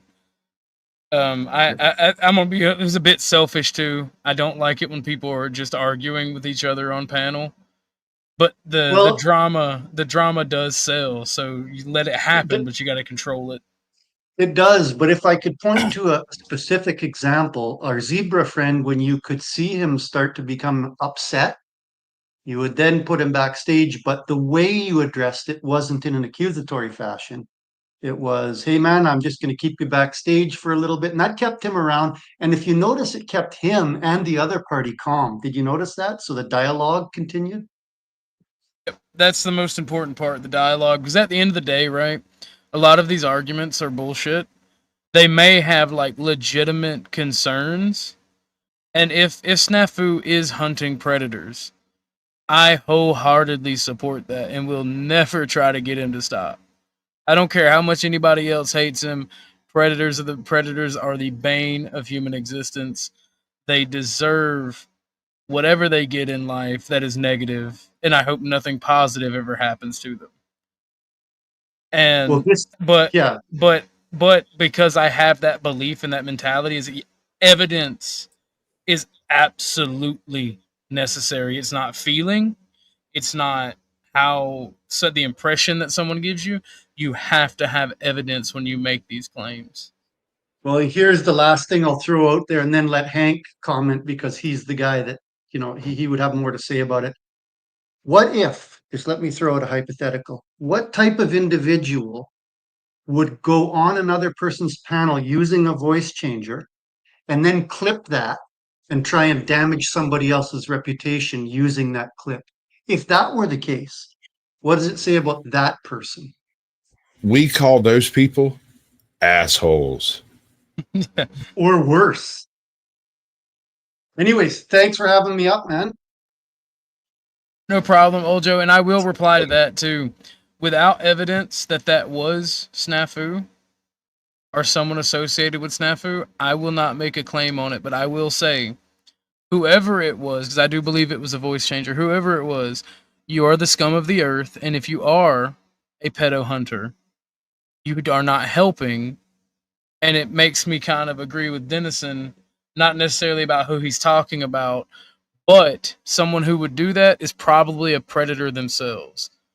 Not that I agree with what he's saying about Snafu here, because I don't know, nor do I have evidence, but someone who would do that is a predator themselves. The clear giveaway is in the statement of hunting. Only predators hunt. Well, in my mind, I get the vibe hunter. The hunter becomes the hunted. I'm fine with people preying upon pedophiles. I'm completely okay with that. In fact, the joke about getting illegal immigrants to hunt pedophiles and calling it Alien versus Predator. Yeah, no. if an illegal immigrant can bring me evidence of even just one pedophile, that should be automatic citizenship, because they have done a great service to society. They've done a service to the nation itself. Yes, sir. I can kind of. The problem with that is the setups happen. People are evil and conniving, and they will break the system. I'm sorry, Hank. Go ahead. No, you're right, and we do have circumstantial evidence that he would do something like that. He claims to have a troll army. He claimed on one of my other shows that he does support porn bombers. They're called Zoom bombers. We had evidence of him. He didn't do it one time. He did on voice in chat saying he would lynch me. So of course, if he's going to do all that stuff, he would contrive a controversy so he can get his dance he wants, because he is a predator and he wants to desensitize people to predation. Well, again, like I told him, your evidence that I have, the evidence that you have presented is either not there or is lacking for me to make a judgment call. And what I see before me is I see someone who is zealous at what they do. Call it naive, call it stupidity. But I see Hank. I see Snafu as being a little bit overzealous, to where if he sees or smells something off, he will make I'm not going to say a false accusation. I'm going to say an accusation without evidence. I will. Oh, I got something that will move the needle. He came across one of my streams one day when I needed a original video to use for some lines that I was recording, right? And so I decided to go on a tour of my wife's server. And I hopped on Minecraft, launched it, and figured since I was going to be recording it anyway, I'd just stream it. And so I don't even think I looked at chat on this one. I just ran around for the 46 minutes that I needed, looking at different cool little spots on our server, and then left. And I didn't think nothing about it. The next thing I know, Mr. Snaps has decided that I'm one of those people, and that's all he'll say. That's the only interaction I've ever had with him that I'm aware of, was that very thing. And I'm sorry, I just have no patience for morons who are willing to repeat falsehoods. And I have zero sympathy for this individual. Well, the thing is, making false accusations or accusations without evidence hurts the victims of pedophilia. And I would implore Snafu and anyone else who is a part of his troll army to cease and desist that if they are doing that. But again, I'm new. I haven't been around to see any evidence to or fro, but there are character witnesses on panel that have said it. This is not just one, or this is not just a one-off thing. These are repeated accusations, and people do. I believe what you say, Sasquatch, wholeheartedly, because me and you've talked in the back chat, and you've helped me out. I believe it. Discussion with chat that day, I have no memory of it. It wasn't on a conscious level. I was doing other stuff in my head, filming and like doing things to mark edits and stuff, and I was talking my way through the discussion of how I was going to film it, and then I stripped all the sound off of it, did the voiceover I wanted to do, and uploaded it, and it did terribly. But that's not the point. The point is, I just thought Minecraft would be something easy and interesting to run around, and they said that they hadn't had nobody do their server yet, so I was like, I'll just run around over there and look at stuff. It was a great idea, I thought.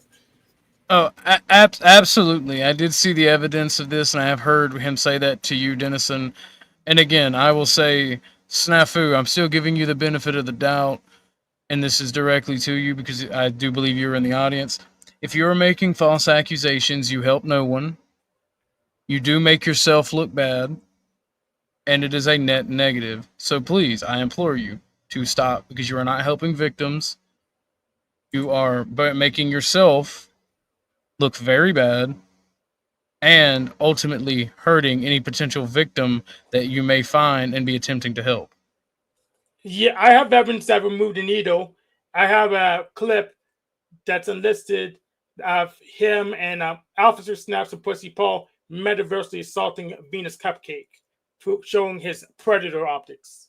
Question, did Snafu make allegations about Hank before it being a PDF before said stream being discussed?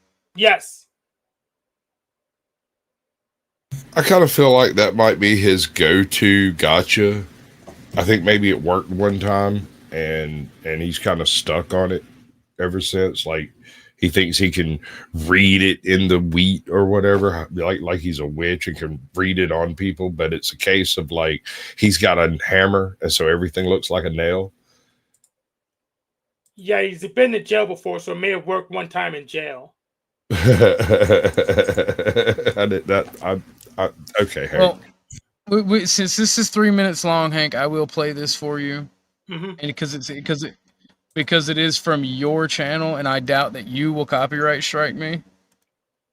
Because like I knew Tarek was going to do that from the get-go, so I tend to not play people's other people's stuff on my channel when it's associated with drama, because that is the quickest way to get copyright struck and other bullshit. But I will play this since it's from your channel, and that gives me an actual defense on TOS. Yeah, trigger warning.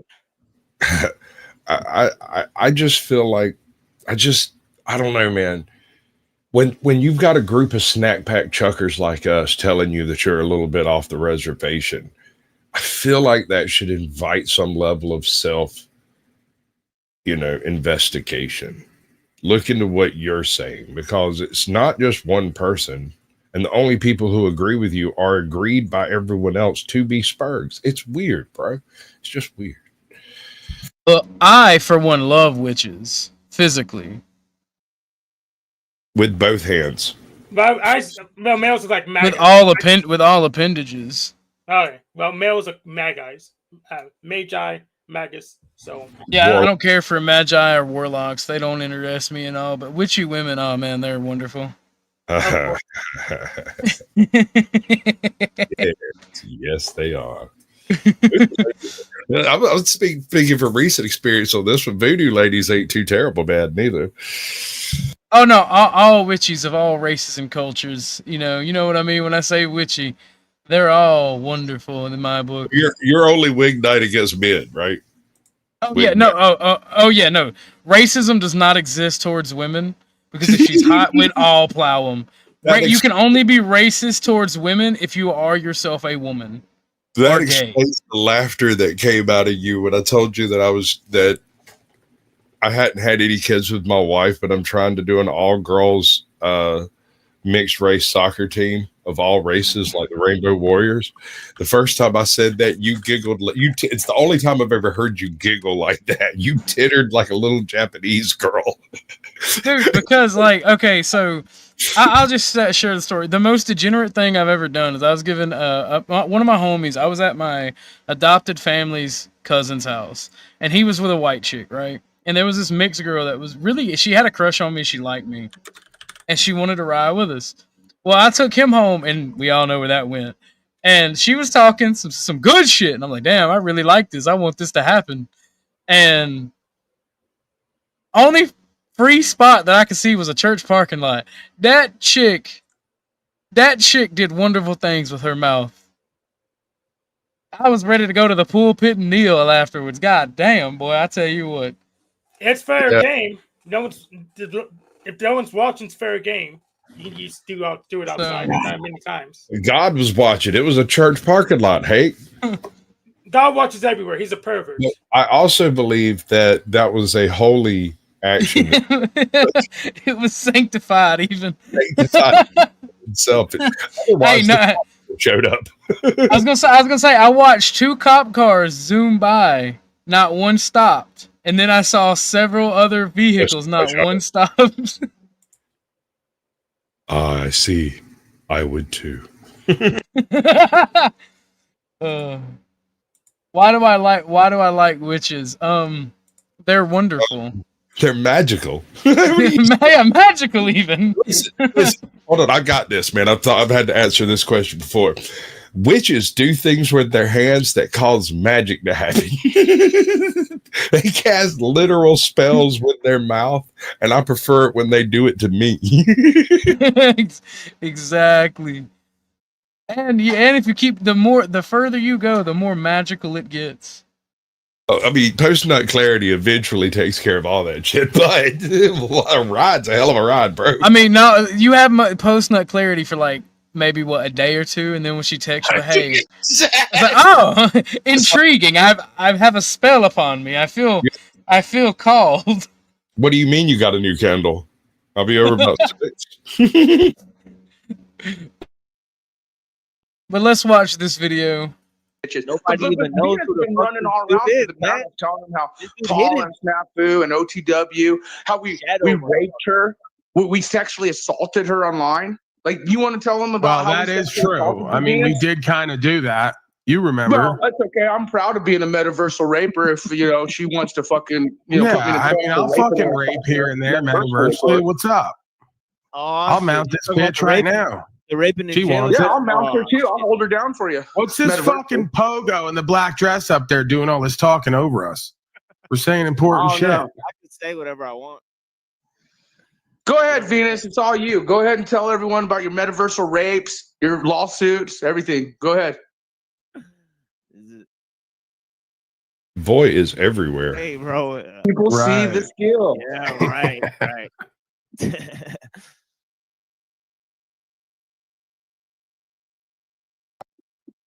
I find it funny. Venus is very quiet since we talked how we raped you and sexually assaulted you. She doesn't want her vaginal walls beat up again. Yeah, the vaginal wall gets stretched and beat and fucking completely some cupcake stuffed in it. By the crew. She doesn't want the crew for liability reasons, because metaversally we'll just say random online people. Metaversally will stuff the cupcakes in her. No crew. You got Go ahead, Venus. Oh, you were talking, yapping, fucking trying to hug a buddy, fuck a buddy with them earlier, and then you want to come up. Now Paul She's showed up, rubbing and I showed gold up. Now bomb you're feet quiet. powder on that man that she's living with. Why don't you hold Paul Enslaved accountable for the granny panty optics, bro? I have. Have you not heard me fucking talk shit? Hello, hello. You didn't answer my question. How can you sit there and say, I respect these weaponized hoes that show you the optics of what they're showing? I mean, she's basically saying you're raping her now with us, metaversely. So, and again, you can hold the arms or the head down, leg metaversely, whichever one you want. Take your side. But again, I'm just saying, how can you sit there and say this shit when they show you the optics of what they are? Some of these people. Like, it blows my mind when Jack Talcott's being delusional and no one. Online. Hey, Tim, Mr. Paul was embracing the Middle Eastern culture the other day. He was actually embracing the Middle Eastern culture, Muslims and all. We're cuckolding because someone's fucking your wife online while you cry about it, and we're cuckolding. That makes sense. Who's fucking my wife online? What the fuck are you talking about? You were in the chat the other night crying for in your fantasy. Bro, begging her to come back. Where do you think she's at, bro? Where do you think she's at? Just like she was up under you in your hovel, watching you do your bullshit. Where do you think she's at? Typing you from? Where the fuck is she at, bro? You cuckold yourself. You show your bitch online, and so you. Where do you think? Yeah, right. I showed a woman's ass online to trigger you beta males, and it worked. About me doing the same. It worked again. Bitch. Because you I could tell the woman with me, get over here, put your ass on camera, and she'll do it. You got to get online and cry for 3 days for her to come home. You see the difference? You see the difference? I could get any female I want. You know. You keep telling yourself that. You want to take a poll? No. That was absolutely wild. What were you trying to impart here, Hank, by sending that to me? Like, what was? Officer Snaps isn't. It wouldn't be my protector of choice. If I was female. That's my part because he would even consider doing creepy crap like that, but people can see it. So there was some wild ass statements there that I mean, I've said some wild things. There's some stuff there that I probably wouldn't say or agree with saying or doing. It's wild. Your mama. Your mama. I remember the last time you said that, and I was like, "Yo, ma." She answered. She agreed. I was yeah, no, she did agree, and it was fucking hilarious. I was like, okay.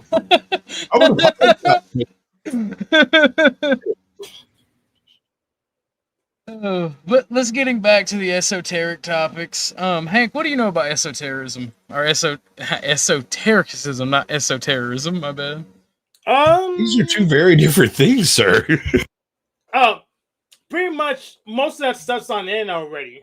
So it's esoteric mainly because you're bad at doing queries. You can download most of that stuff off the internet now. Fair enough, but when I say esoteric, it's a common. Well, for one, I don't know about it, but two, it's kind of a common grouping of subjects. So, what are your opinions on it? So I'm a practicing Discordian as well as a Christian. So pretty much most of the stuff is either kind of obvious in the right context or it's total horseshit. Fair enough. So, our producer lady has been screaming at me from the chat because she sent me a video on the Zodiac and she wants me to play it. So, gentlemen, I'm gonna play this video and get me some tea. Before I play this video, remember, donate. If you love what we're doing here, you love the conversation. I like money, so we have the Ko-fi in the description and we have the Cash App, or you can hit the links to bring the links to get them there, or Nightbot will randomly post them.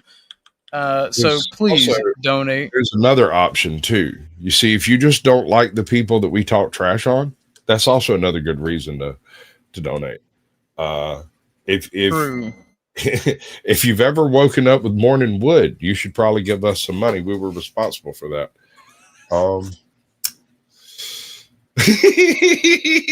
That was Hank's fault. All right, I'm gonna get to the video.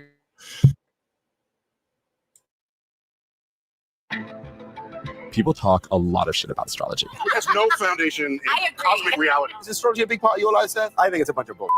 And they've got a point. We came up with astrology ages ago, back when science meant looking up at the stars and making up stories. Astrology isn't science, but it is something lots of people identify with and use to explain their feelings, their issues, their relationships. Fundamentally, astrology is a way of talking about who you are and how you relate to other people. And astrology may even be more than that. Once upon a time, astrology was really useful for science. And maybe science could still learn a lot from astrology, even if you think it's bullshit. Once upon a time, astrologers were scientists. The ancient Babylonians were clever enough to notice that stars moved in patterns, and they seemed to affect daily life. The moon seemed to control everything from the tides to women's periods. It also just got really hot outside when the sun was in a constellation that looked like a crab. Well, sort of like a crab. Maybe the Babylonians figured they could resolve the chaos on Earth if they understood the stars better. So they started collecting data, and using that data to tell stories. They actually became really good at predicting things like eclipses. Of course, they thought eclipses were omens, and they only cared about predicting them so they could protect their kings from the angry gods. Side note, if the ancient Babylonians wanted to trick a god out of killing their king, they'd hide the king, appoint a fake king in his place, then sacrifice the fake king. The real king survived every time, we think.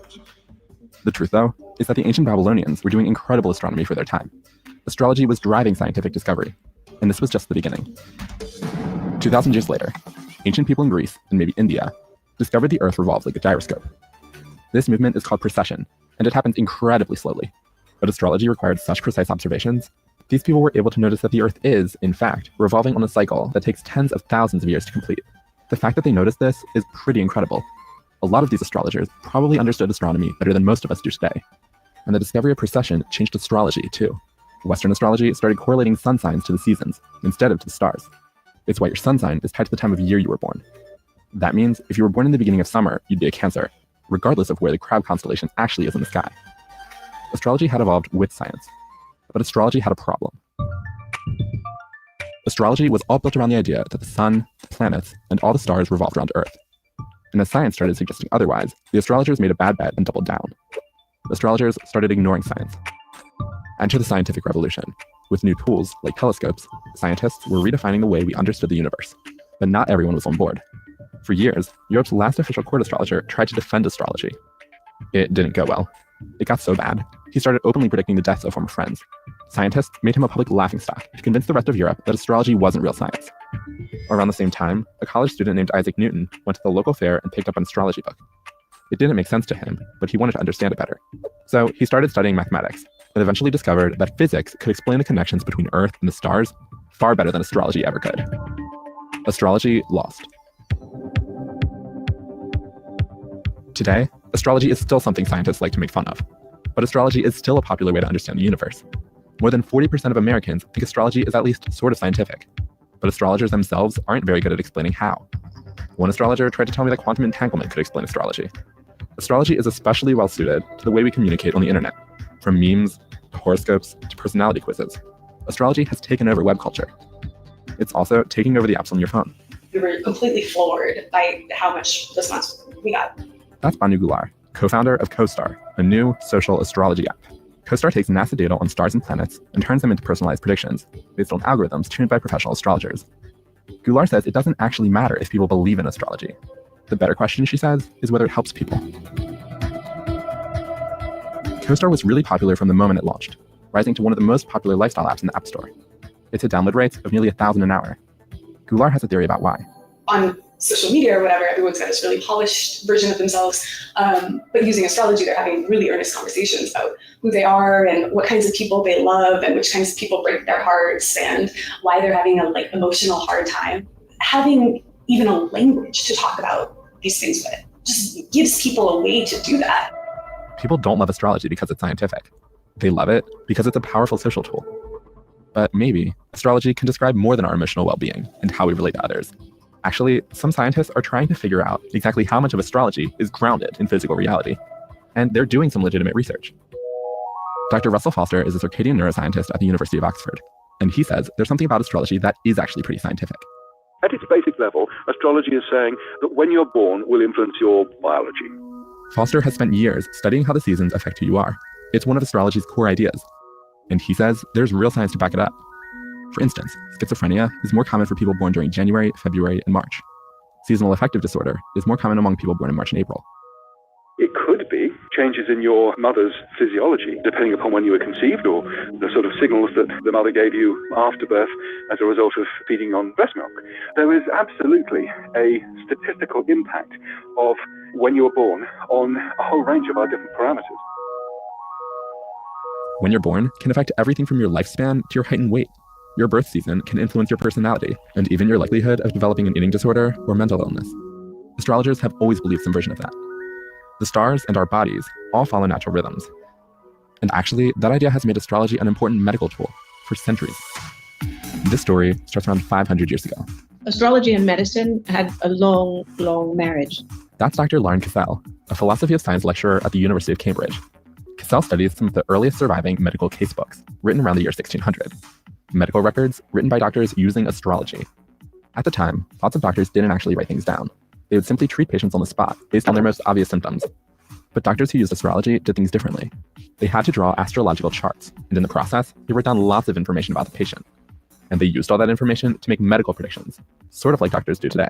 They could use astrology as a diagnostic to try to work out how the timing of the illness would then foretell what was going to happen next in the disease, because the art of prognostication is what doctors do. Medical predictions based on astrology probably didn't lead to the best health outcomes, but medical astrology led to some of the earliest surviving medical journals, which methodically tracked patient symptoms. And that's a practice central to modern medicine. And Cassell says there's another practice modern doctors might want to take from those medical astrologers.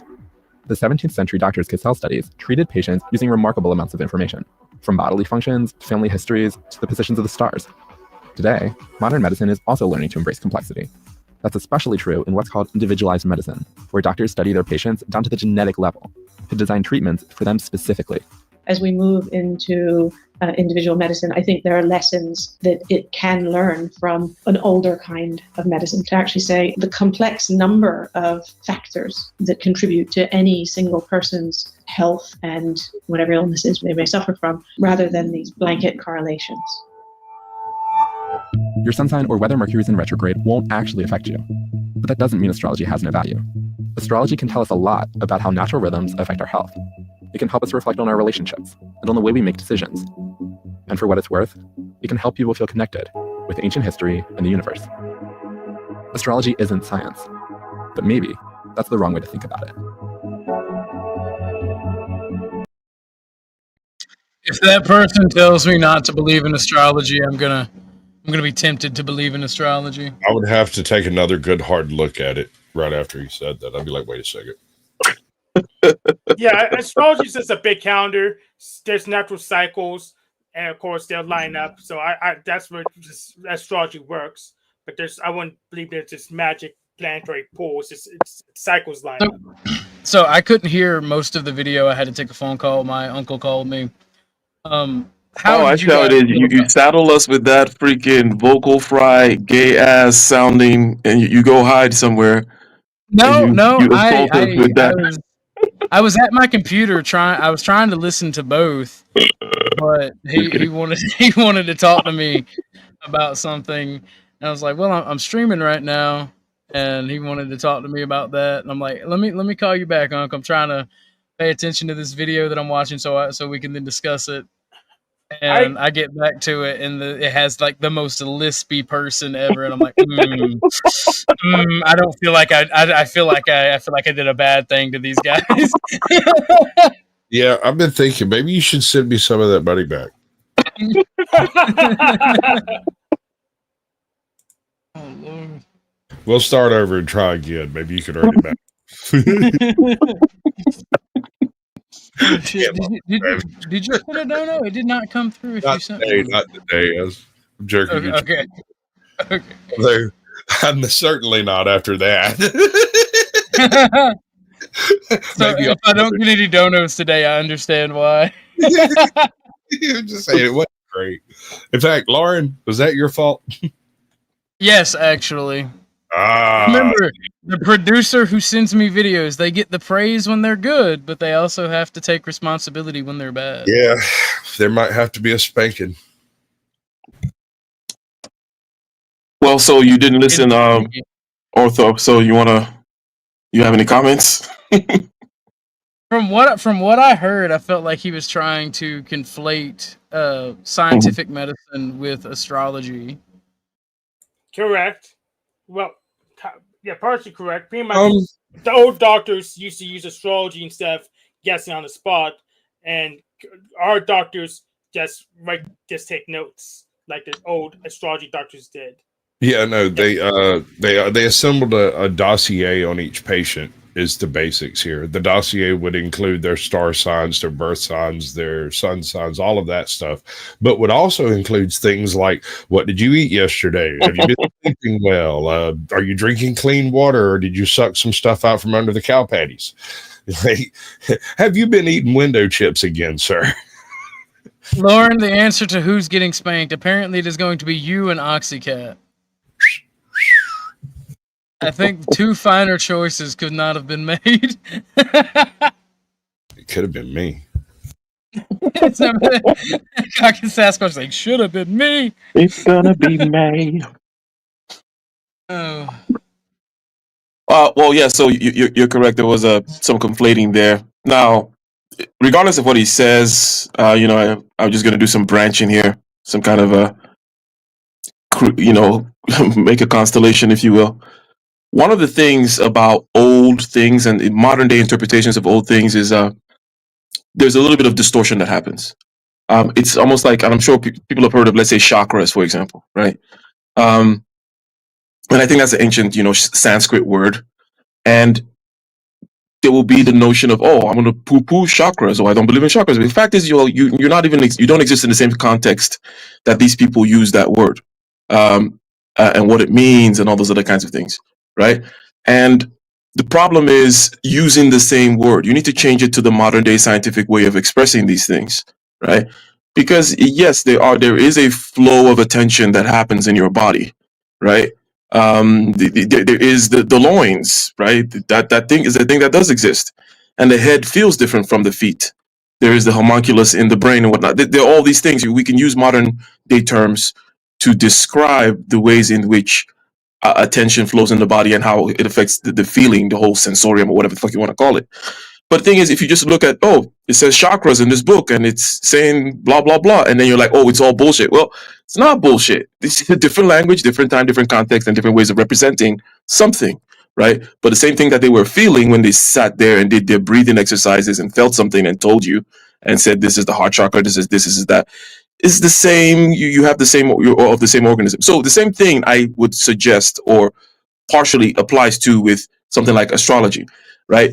You come back now and you look at it, or you come forward in time, and you look back and you start saying, this is pure BS, or it's not. It's like, it's they had a certain kind of knowledge and they were doing a certain kind of thing, and if you go forward 1,000 years and look back at some of the crazy stuff we do now, you're like, oh, what the fuck? They didn't know what they were doing.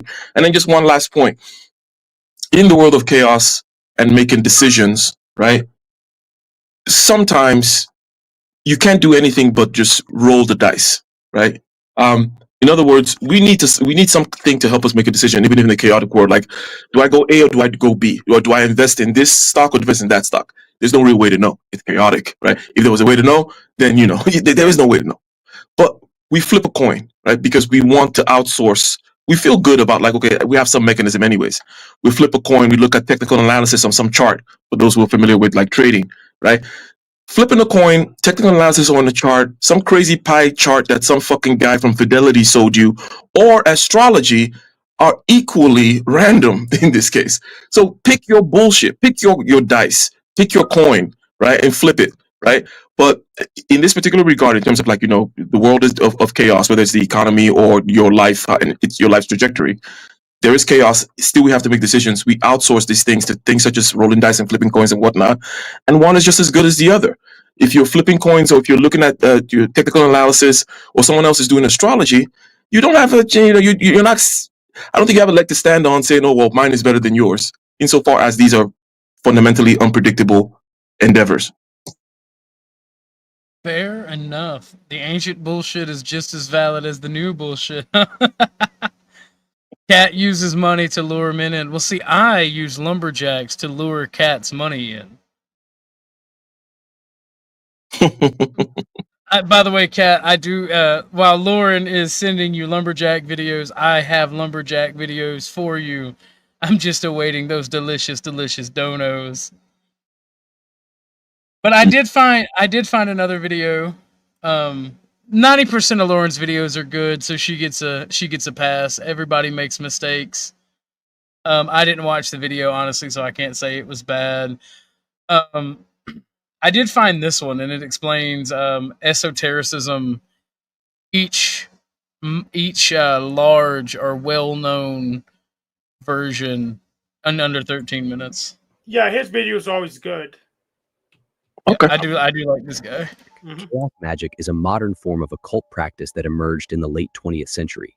Rooted in the principles of individualism and pragmatism, it diverges from traditional magical systems that often require strict adherence to established rituals and belief structures. Instead, chaos magic encourages practitioners to create their own methods and symbols, drawing from a wide range of influences to achieve their desired outcomes. The origins of chaos magic can be traced back to the 1970s in the United Kingdom.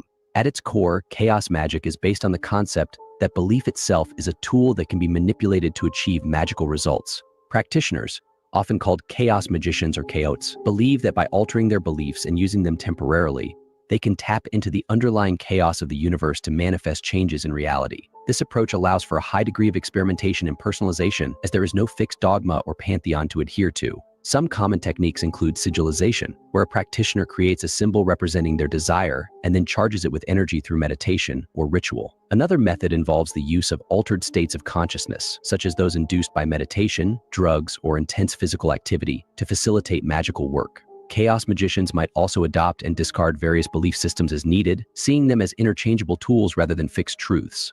Gnosticism.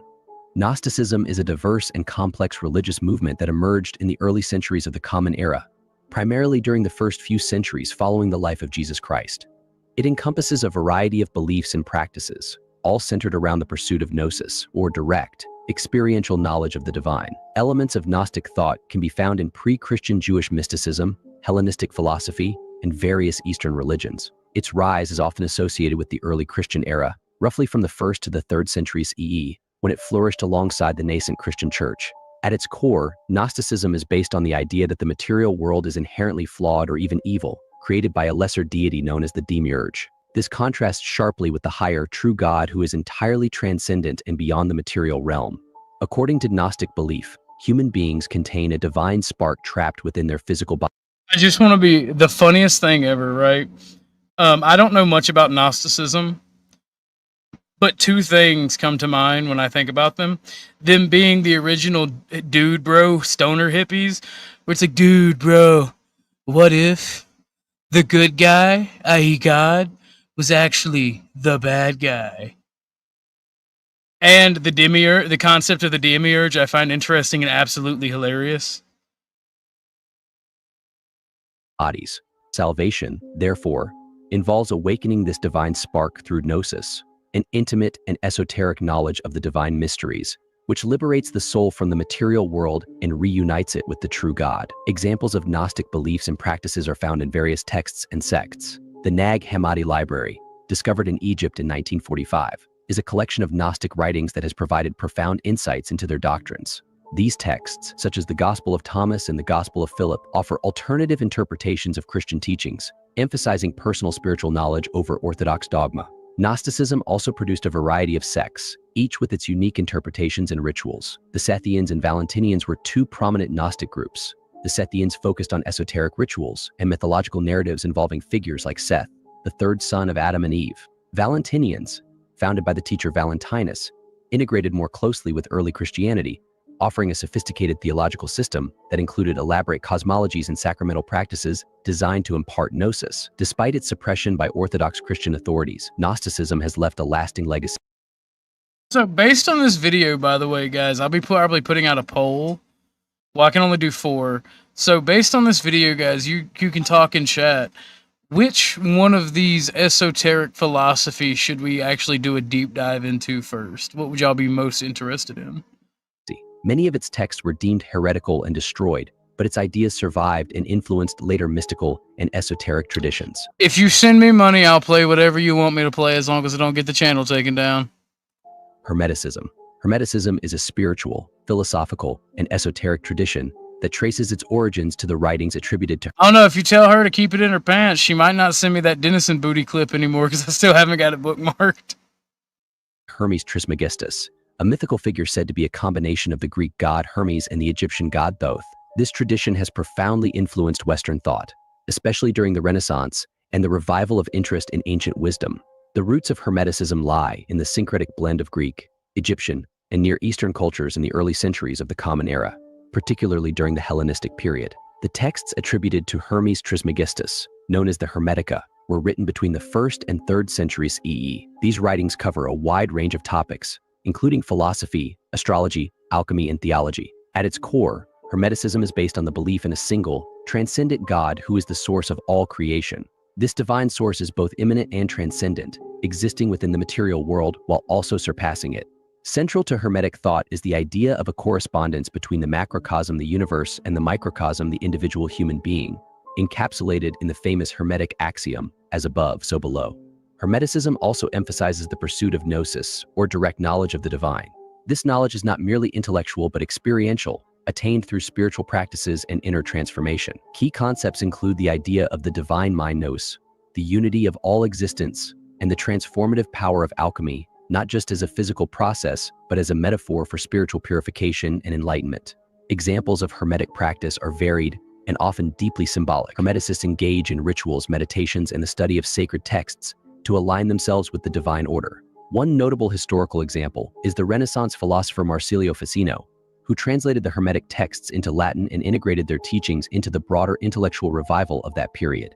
Ficino and his contemporaries saw Hermeticism as a link to ancient wisdom, harmonizing it with Christian and Platonic thought. To this day, Hermeticism continues to inspire and influence various spiritual and esoteric traditions. Modern practitioners might belong to organizations like the Hermetic Order of the Golden Dawn, which emerged in the late 19th century and played a pivotal role in the Western occult revival. These groups practice rituals and study Hermetic principles, seeking personal and spiritual growth through the wisdom of Hermes Trismegistus. Astral projection. Astral projection is a fascinating phenomenon in which a person's consciousness is believed to leave the physical body and travel independently through a realm known as the astral plane. This out-of-body experience has captivated human imagination in spiritual exploration for centuries, blending mysticism, metaphysics, and personal discovery. The concept of astral projection has ancient roots, with references found in various cultures and religious traditions. Ancient Egyptians spoke of the Ka, a spiritual double that could move outside the body. In Hinduism, scriptures describe the Sukshma Sharira, or subtle body, which can journey beyond the physical form. Indigenous shamans across the world have just to double check, that is you that just came up, right?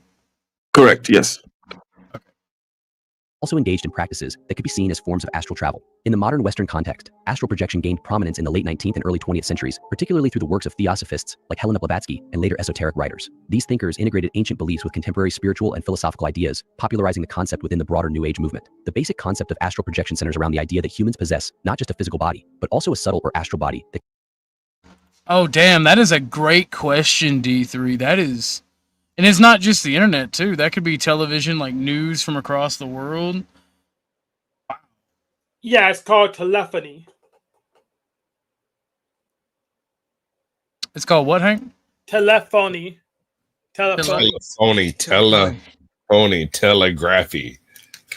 Yeah. That is an interesting way of thinking. That is wild. I've encountered the concept before. The issue, you're not physically traveling when you're astrally projecting, and I'm not sure how much control you have over where you're going.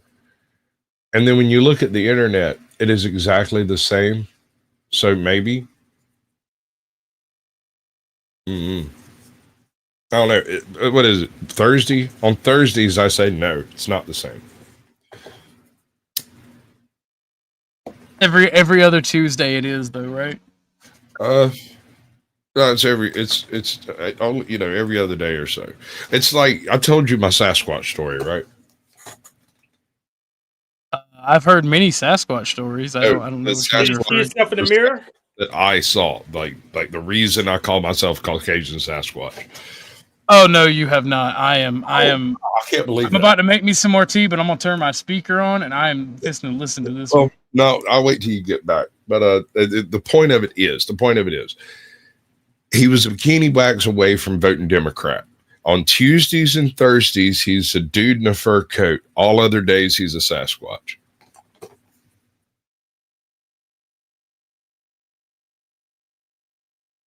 I don't know how better to explain it, but yeah, he was a couple of shaves away from having a social security number.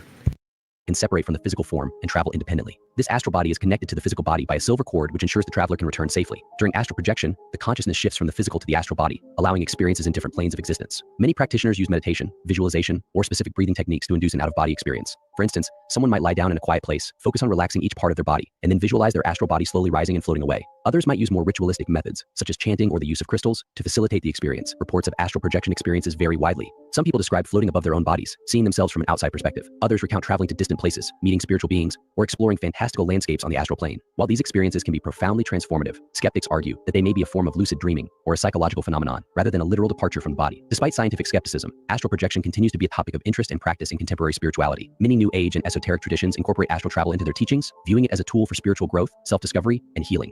Hypnosis. Hypnosis is a trance-like state of focused attention and heightened suggestibility, often accompanied. All right, Sasquatch, I'm back and ready for that story. All right. Wrong button. So, were you in Georgia in '97? How old were you? I was a baby, a little baby. I don't even think I could walk at the time. Right. Baby. Okay. So 96, we had one of the wettest years on record in history of Georgia.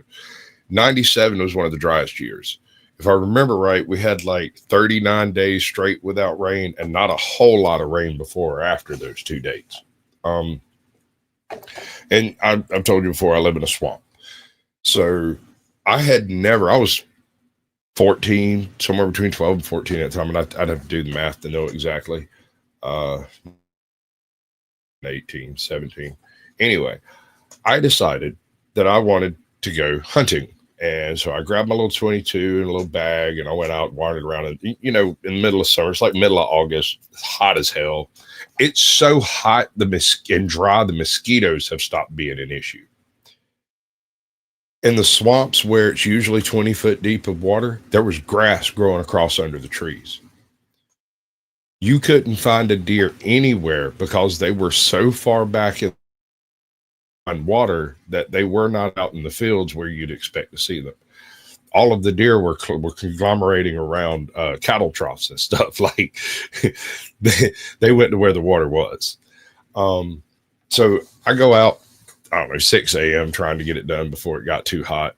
Walked around till about noon. I ain't seen shit. Ain't nothing moved. It's freaking 107, 108. Miserable. And I decided, you know what? The old folks around here have this saying, there's always water in the medlock hole. So I figured I'd go fishing. I mean, after all, the medlock hole is like 60, 70 foot deep. It's a sinkhole out in the middle of the swamp. And hell, it might be above water right now. So I'm going to go and check and see. And I dropped off all my hunting gear, picked up a little bit of fishing gear, and I headed out towards the medlock hole. Now, typically the way you find the medlock hole is you get in a canoe and you row about 1.5 miles out into the middle of this swamp. And there's this spot where there's these 3 huge cypress trees. Now they look like 5 or 6 trees because the water covers the main trunks, but it's just 3 of them. When the water gets down a little bit, you see that it's just 3 trunks. It turns out these 3 trunks are on 3 sides of what's called the medlock hole, a sinkhole, middle of the swamp. From the surface of the water, on average, it's about 75 feet deep if you drop a plumb bob straight to the middle. So I decided to go, drown a worm in the medlock hole since nobody else could go fishing because there wasn't no water anywhere. I said, screw it, I'm going to go do this thing. But since I was hunting before, I already had my 22 with me. I just didn't put it up. And I go out there, and it's a little more difficult to find than usual because you don't realize how much topography there is underwater. And so I ended up kind of missing it on a dead reckoning count, but recognized where I was once I got there. I could see the trees in the distance, was able to walk over there. So as a byproduct of that, I ended up walking up the stream, which, keep in mind, usually the place I'm standing is under 20 feet of water. The creek that makes that 20 feet of water is reduced to a stream a little, maybe as wide as a shoebox. And I'm walking through it, and it's so low that it has actually cut down into the sand at the bottom of the swamp. and it has made its own little river system thing going on down there. It was real cool to look at. So I wasn't paying a whole lot of attention while I was walking up.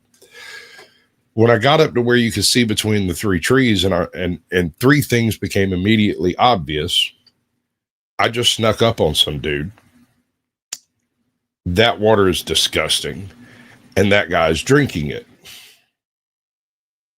He squatted down on the edge of the water, and he's splashing water up into his mouth. I can't see him, but it kind of looks like he's wearing a fur coat. And before I thought of anything else, I was like, hey, man, you probably shouldn't. But then I stopped because he looked over his shoulder, and homie wasn't human. His face, this is why I use this. Eliminate the glasses. You see how there's no hair right around his mouth, but he's got the hair like on the edges of his cheeks, right? The little barables that kind of stick out.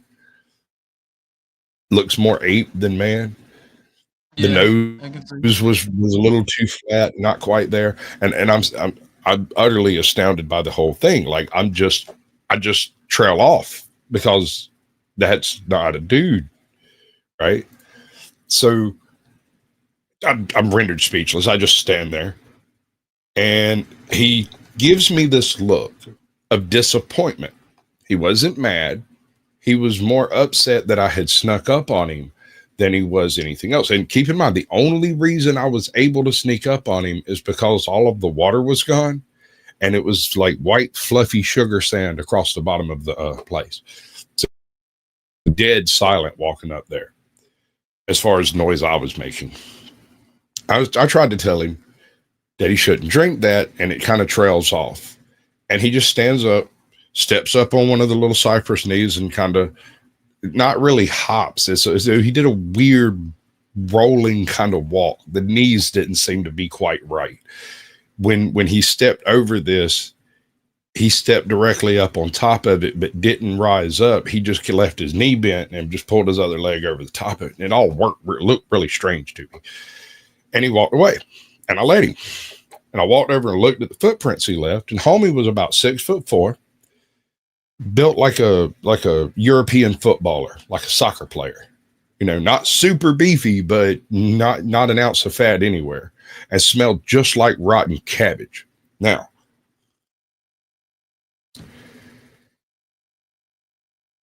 he wanders off.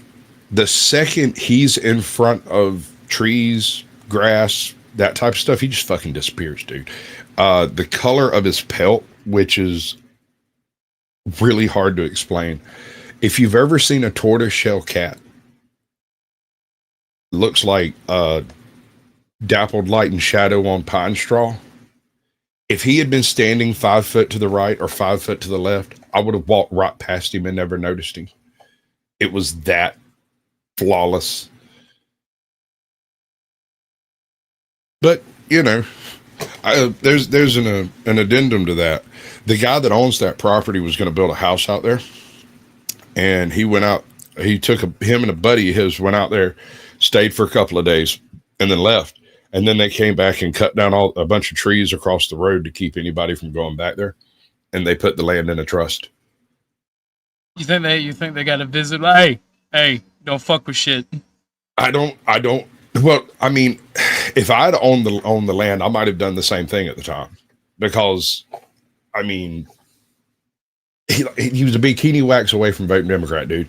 If he was wearing a suit and tie and sitting on the bus next to you, you'd think he had a rough upbringing. You know, he maybe had a little nose problem in his past. Had a little nip taken off the end of it or something. I don't know. It's hard to explain. It wasn't a human face, and those were not human movements. Ike, is that you?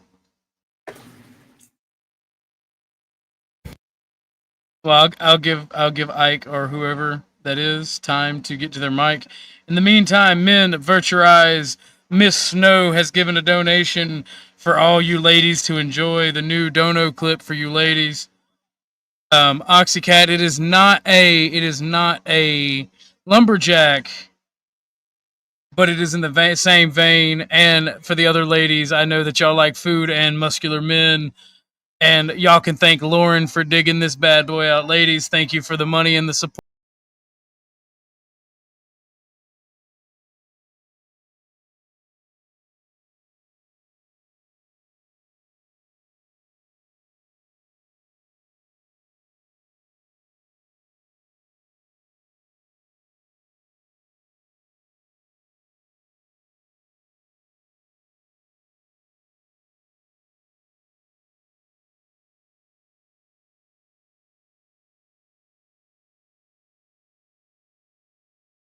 I shouldn't show these videos. Okay, I guess I was wrong. I guess the women don't like those videos. Excellent.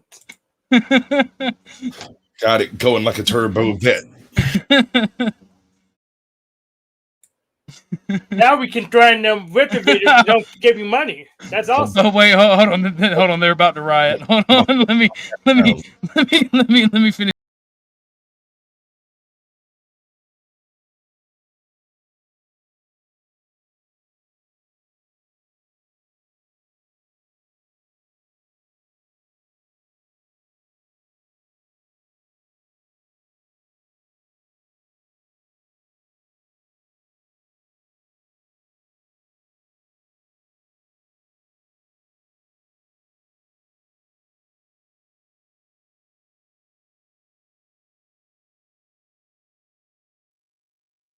All right, ladies, there you go. Thank you again, Snow, for that. I gotta make more stuff for the ladies. Testosterone needed. He's not a lumberjack. Fair enough. One of the first channels I tried to start. I called it Meat and Fire, and that was the entire premise of it. The problem was I never even uploaded anything. Nothing ever happened with the channel because I never was satisfied with the shots I was getting. Right. I'm in Georgia. It's so humid here.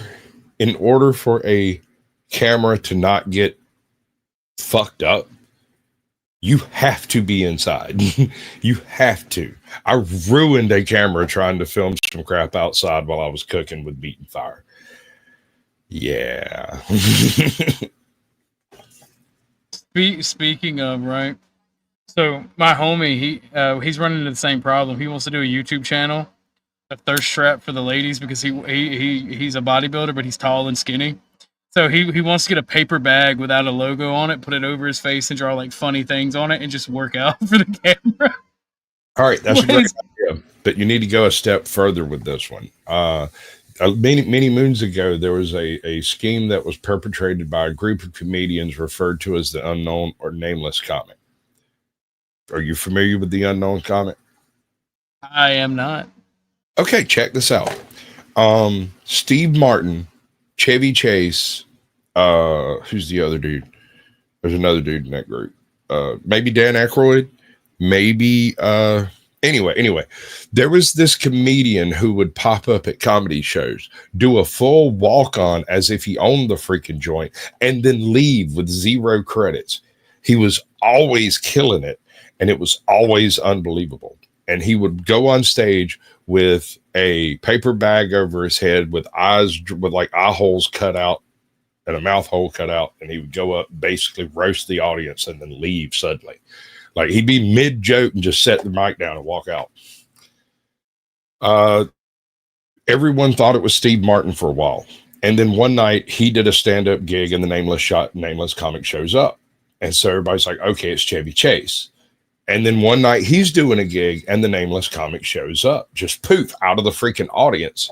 You know, he just comes walking in from backstage and shoves Chevy Chase off the stage. It's like, we're doing it professionally now. Let's go break something backstage, fall down or something, dude. That's what you're good at. I mean, an absolute savage. While I don't think it was ever determined who was doing it, it was decided by the public at large that it was a group of 5 comics that perpetrated the entire Nameless Comic career. And those 5 comics, I can't remember them all, but it was Steve Martin, Chevy Chase, Dan Aykroyd, and a couple of others that escaped me. All of them were white comics. All of them were between like 5'6" and 6'6", you know. And since they were never in the same place at the same time, you can't prove one thing over the other. And so nobody really knows. Might have been Kaufman. See, that's the thing, is nobody knows. And so when you name the 5 people you think it might be, you're guessing just like as everyone else.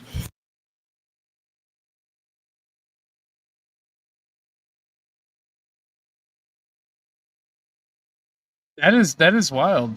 I did not know that that was a thing. It was. Check it out. It's crazy. I have a special one that I have to work on for Cat because I can't share it without I can't share it with sound in the current configuration, so I have to actually edit it. But I have a special one for Cat. She just donated, but since that one is also not a lumberjack, she has a lumberjack right here.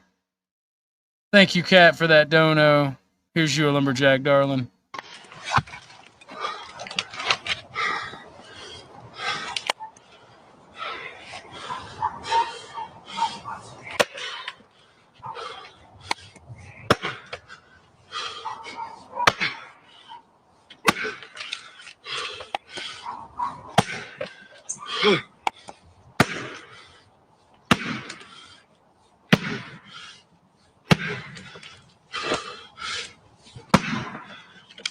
Go. Come on.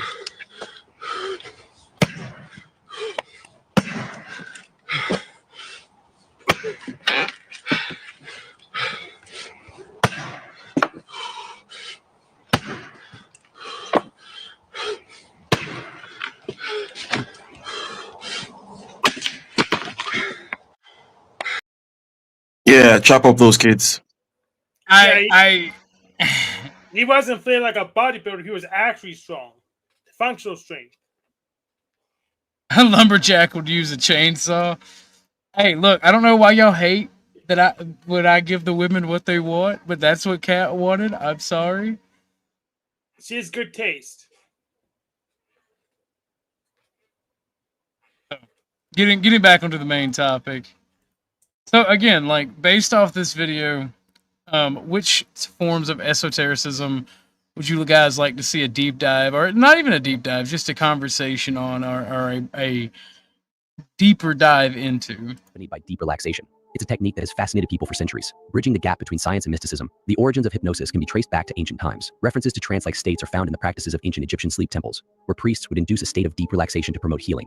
Similarly, ancient Greek oracles and Hindu yogis used techniques resembling hypnosis to achieve altered states of consciousness. However, the modern understanding of hypnosis began to take shape in the 18th century with the work of Franz Mesmer, an Austrian physician. Mesmer believed in the concept of animal magnetism, a natural force that could be harnessed to heal. His methods, though not scientifically sound, laid the groundwork for future exploration into the phenomenon. The term mesmerism, derived from his name, is still sometimes used to describe hypnotic practices. In the 19th century, Scottish surgeon James Braid advanced the study of hypnosis by debunking Mesmer's theories and proposing that hypnosis was a psychological state rather than a mystical one. He coined the term hypnosis, deriving it from the Greek word hypnos, meaning sleep, although he later regretted this choice as hypnosis is not actually akin to sleep. During hypnosis, an individual is guided by a hypnotist into this state, where they Well, D3, I have plenty of Cat videos for you and Dennison.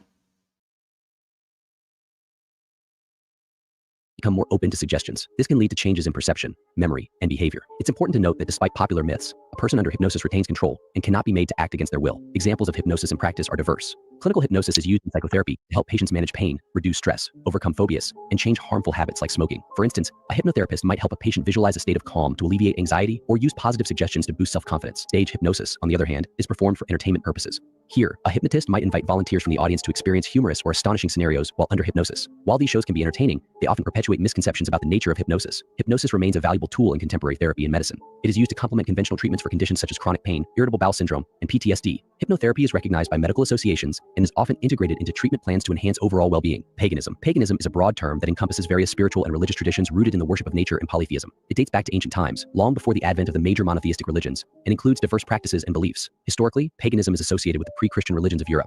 Ancient Greeks, Romans, Celts, and Norse people, among others, practiced forms of paganism. These religions involved the worship of multiple deities, each associated with different aspects of life and nature, such as the sky, earth, water, and fertility. Examples of pagan practices include celebrating seasonal festivals like the solstices and equinoxes, performing rituals to honor deities, and using divination tools like tarot cards and runes.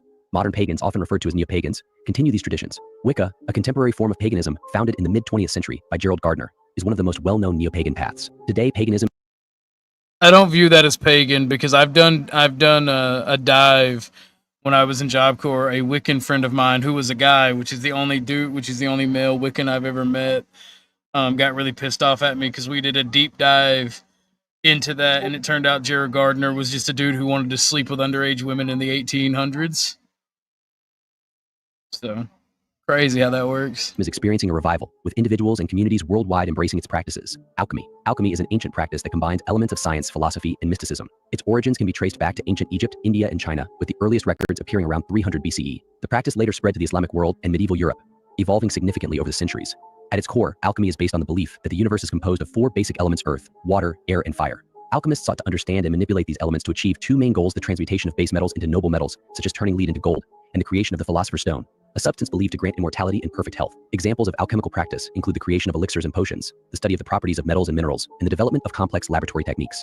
Alchemists like Paracelsus and Isaac Newton made significant contributions to both alchemy and early modern science. Paracelsus, for instance, used alchemical principles to advance medical treatments, while Newton's work in alchemy influenced his discoveries in physics and mathematics. Theosophy. Theosophy is a spiritual movement founded in 1875 by Helena Petrovna Blavatsky, Henry Steele Olcott, and William Quan Judge. It blends Eastern and Western religious philosophies to uncover deeper truths about existence and promote universal brotherhood. Originating in the late 19th century, Theosophy draws from Hinduism, Buddhism, Neoplatonism, and esoteric traditions. Blavatsky's works, like Isis Unveiled and The Secret Doctrine, are foundational texts. The core principles of Theosophy are unity of all life, ancient wisdom tradition, a universal wisdom underlying all religions, accessible through spiritual insight, spiritual evolution, and reincarnation. So based on that video, what would you guys enjoy doing a deep dive on? Just given my did other people say what they wanted already on the panel? You go No, they have not. For me, the astral projection one is will be the interesting for me. So let me just say something, a couple of things. First of all, I get triggered by long lists because I know there's always a way to shorten them. It's my general tendency to be like, okay, you're repeating things, you're saying, oh, these are 13 types of whatever, or 4. It's like there's no 13 types of anything. Like there's 3 types or whatever, 3 categories. So in this particular regard here, first of all, this word esotericism, which generally speaking can be juxtaposed with exotericism, which just means, exotericism is it's the widely available knowledge, and then esotericism is the kind of the hidden knowledge, right? And a lot of writings can be read in an exoteric way, also in an esoteric way. Like, oh well, if you go with Machiavelli, for example, you can read it. You could say, oh well, here's what he's saying for general purposes. But then, if you can read between the lines, if you will, right? So there is, in terms of definitions of that, I know there's different connotations of esotericism, but just in a general definition, there's the exo, which is outside, and then there's the eso, which is the inside, hidden knowledge type stuff. Generally, from the list he gave here, there's a through line. One of the through lines is altered states, right? Whether you're doing it by the aid of someone else in the form of hypnosis, for example, or you're doing the chaos magic thing, which is the first one, visualization, meditation, blah, blah, blah, or many other things. It came down to this altered states, which we alluded to earlier. I talked about your relationship with the present, being in the zone, you sitting there with your dog and the rain and all this kind of stuff. So getting to that state seems to be a key aspect, right, of then, doing this science, if you will. So that's one through line. And then the other through line is hidden direct knowledge, right, which is kind of more emphasizing the Gnostic way of doing things, or with alchemy, which alchemy tends to focus on the physical things, and paganism is kind of like in the natural world or whatever. So this hidden direct knowledge, and then there's this altered states. So in my tendency to kind of collapse things, as opposed to say, oh, there's 13,000, because you can just keep expanding the list of, oh, how about what the Papua New Guineans, and how about the Zoroastrian way of, it's like, well, they're all trying to do the altered states and hidden direct knowledge, direct experience of that thing, of the thing that we're all after, right? However, I choose astral projection because it's the only one that says something rather interesting, like, oh, well, there's this other body that, whatever, and we can do things with it. Maybe it's a dream, maybe, but let's see. So that's my freaking rambly spiel on it. I think astral projection would be a good one to go under, because this is something that has actually been studied and attempted to be used by governments for espionage and for other reasons. So there's a whole bunch of level, not to mention the amount of content you can make off of it. So yeah, no, I think that'd be a good deep dive to start off with in the esotericism. So if y'all are interested in that, we will definitely do a stream on that at a later date. Yeah, I personally just go for chaos magic I'm a practical guy. I'm going to go for things that work and ignore things that don't work. So that's why I would just prioritize things that work and that I can use rather than stuff that, oh, well, this hypotherapy work, even though we could do it better with our computer. Like, I don't just say, if I can't use it, why should I care about it? It's just my personal preference. A lot of people care about things that's useless. I'm just not one of those people. Fair. What about you, Sasquatch? I don't really exist. I'm a pigment of your imagination. That is a Sasquatch of another color. I left. I had to go walk the dogs. I didn't hear none of that. I just sat back down. How did you know I was back? Astral projection, baby. Yes, sir. Well, you really enjoyed what you saw last night then, huh? Nah, I averted my eyes. It was filthy.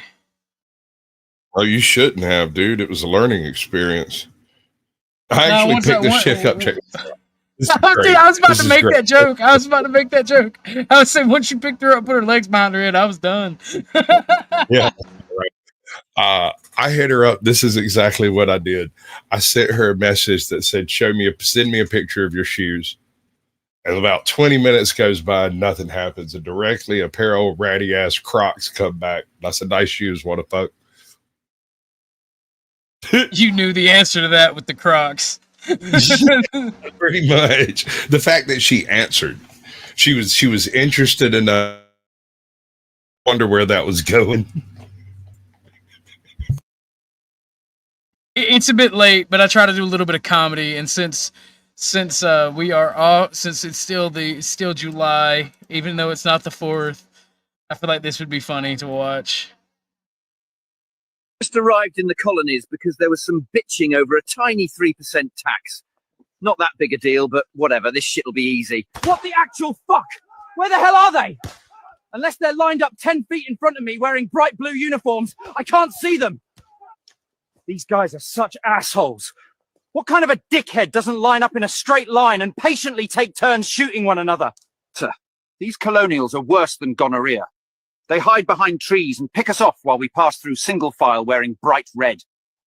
And you would know, Corporal, even though we're the superpower of the world, we still don't know how to counter this ingenious tactic of hiding behind trees.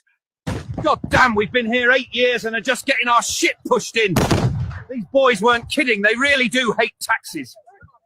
Okay, this is our last stand. We may have a chance if we just... Nope. Shit. Never mind, those ass-smelling French are here. I'm here in place of Cornwallis, because apparently he's really sick today, to deliver terms of surrender to that giant stud right there. Dude, put that backstage. I want a piece of that. I got you. Or that specific video, whatever link you happen to have handy.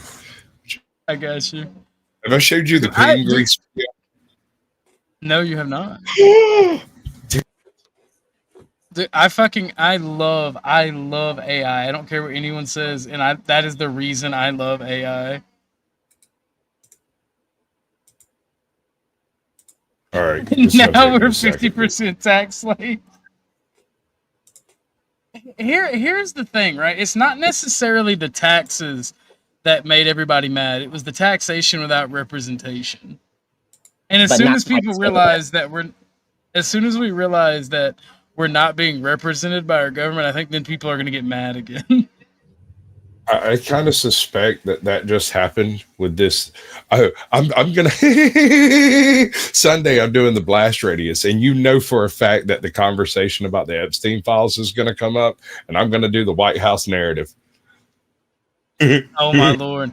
Yeah, no, Ghislaine Maxwell trafficked children to no one, apparently. Yeah, not only that, trafficked children from no one to no one. That she manifested children out of the ether to people that don't exist. Well, you remember I pretty much called this. We were talking about Pam Bondi the last time you were up here. I said nothing's gonna come from it. They're not gonna release it. It was a fucking troll. It was a troll. Trump's not gonna do anything. His government's not gonna do anything. Anybody you may vote for it. Anybody who you may vote for is controlled op. So Sasquatch, you mean like J.K. Rowling? She just wrote fictional stories that had children in it. Is that what Gessling did? Well, I mean, she's serving an awful lot of years for somebody who didn't do nothing. To anyone that these people were victims of people who aren't. Right? These children are victims. We can all agree they're victims. And I don't mean it in the sense of like victimhood points. I mean it in the sense that they were victimized, right? But apparently no one victimized them, and no one is responsible, and no one is on the list, and I don't believe a feckin' word of it, right? But I'm gonna go and do the straight narrative right off the top. And I'm going to do it like a good Sasquatch because I think it's hilarious. I mean, this is going to wake a shit ton of people that are on that like hardcore right wing narrative concept that are doing the statist bullshit. This might be that straw. I don't know it, but there it is. I'm going to share it. And here's the thing: you can be a statist, right? But when you realize your state is so fucking evil that it does this type of shit, that's kind of what I was trying to get out of Bumpkin when we do the police videos, right? What does it take for you to realize you're not the state? You aren't the state. Your state does not have your ideas, does not have your interests. Like it has, like I don't get what it's gonna take. You can want to be a fascist, you can want to be the state, but you are not the state, and it's doing everything it can to show you that y'all are not the same. Yeah, fascist, anarchist, horseshoe theory. Yes. Well, I mean, we need fascists and we need anarchists. Both things. I got something a share screen backstage that explains exactly where all of this anti-colonialism goes. The name of this channel, let's see. Post the link in the back chat. I am. Is Madman Morbid.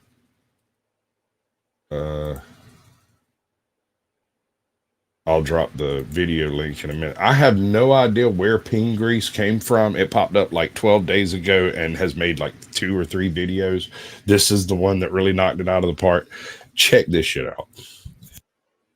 I love AI. Here at Peen Grease, we are ashamed of mankind's history of colonialism and are therefore committed to returning stolen lands to their rightful native populations. In fact, just last year, we began the process of reuniting this South American city with the displaced Ainawana tribe, which was unfairly driven away only a handful of decades ago. We began the process by removing all symbols of colonial oppression in order to restore the area to its pure and untainted state, free from the shackles of tyranny.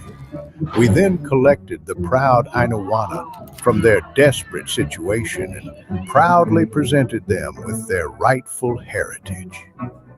All right, how you like it so far? It's fucking beautiful. It's beautiful. It's absolutely beautiful. Just wait. Unfortunately, the celebration was short-lived. You see, our historical expert discovered that the Ainawana had themselves stolen this land from the Wino-Levi in a bloody tribal war over 1,000 years ago. Further research revealed the ancient burial site where the slaughtered people of the Wino-Levi tribe were placed. The solution was obvious. We excavated the ancient grave site and had our necromancy expert reanimate the lifeless Wino-Levi corpses to inhabit their once stolen land. Unfortunately, the celebration was short-lived. You see, our archaeological expert made a startling discovery beneath the burial dig. The original inhabitants of this region were not the Wino-Levi either. In fact, they weren't human at all. The solution was obvious. We had our de-extinction expert engineer DNA from the remains we had found and reintroduce the true native population to its stolen land.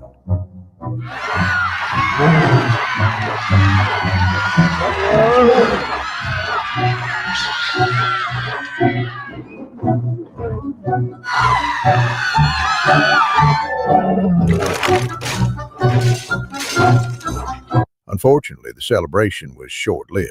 You see, while hiding in a deep cave during the November raptor attack, our occultism experts unearthed this ancient text, the Necronomicon Ex Mortis.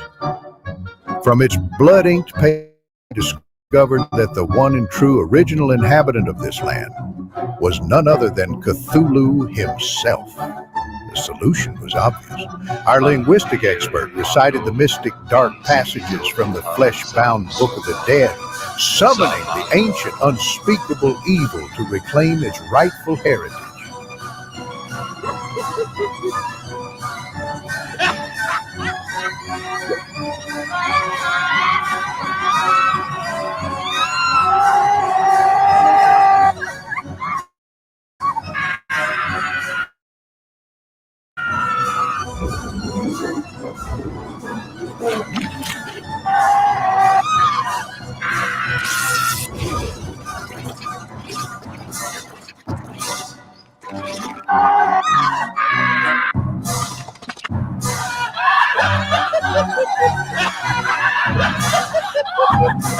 Pingree, righting the world's wrongs until we get it right. That was absolutely beautiful. Right?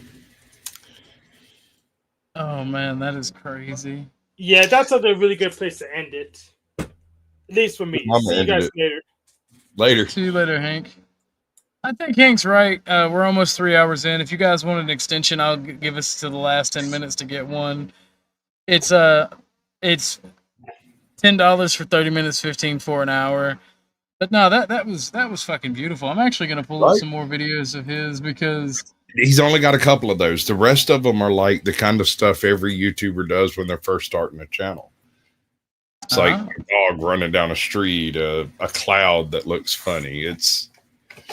I don't know, man. I don't know where the hell that came from. It's fucking peak. I'll show you. I mean, it's fucking this the fire. This is almost good as the Sasquatch ones. Those people do. Let's I'm gonna go over to his major goal. Oh, is this the whale one? Yeah. Yeah, making the world a better tomorrow. How to spread nuclear disarmament and an end to fossil fuels. Now, our preferred alternative energy solution is ocean-based wind farms, not because they are necessarily efficient or even reliable, but because those wind turbines are fucking big and beautiful. I mean, look at those industrial monstrosities spinning like giant windmills of Babel, an affront to a god we don't even believe in. Unfortunately, a problem has recently come to our attention. The operational noise of these whirling steel and concrete idols is interfering with the navigational abilities of our beloved ocean friend, the whale. Therefore, to achieve our noble goals and ensure a long and lustrous future for this planet, free from oil, free from nukes, and free from the heart-wrenching cry of sad whales, there is only one reasonable solution: nuke the whales. For this purpose, we have recruited our partners at Mom Shifa, not to be confused with Mon-Chifa, to relieve various governments of their nuclear stockpiles and launch them at whales.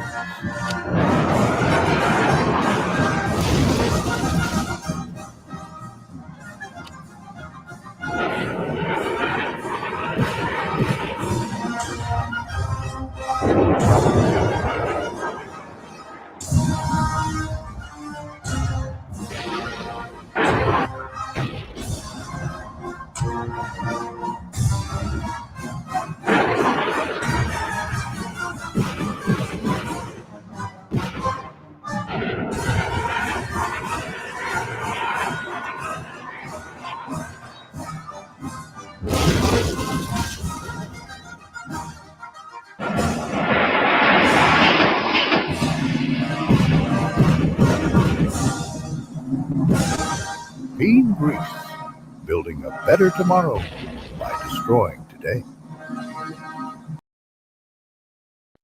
Okay, that was also fucking great. There's one more. Yeah. I haven't seen it yet. It just popped out. Yeah, it is the intolerance of tolerance. Or The intolerant tolerance. Intolerant of tolerance. That's what it's called. I'm dying to find out what the fuck. Because that sounds crazy. Oh, you oh, I didn't even see that you had already put it up there. It's there. Whatever. Go ahead. What's up, David Wayne? How you doing, buddy? Good. How's it going? Not much. We're winding down, watching some hilarious stuff, and then we're gonna bounce. I've been wanting to jump on, but you guys have just been on point with topics, so I didn't want to interrupt anything. I see you there, stripping copper. Yes, sir. You gotta get there. It's actually for work. It's not out of a drug binge or anything. I promise. Yeah, no, that meth don't get itself, do it. Yeah, I dig the topic today. The Sasquatch story blew me away. We've got a few from where I'm at, but I can save it for later. Feel free to tell them.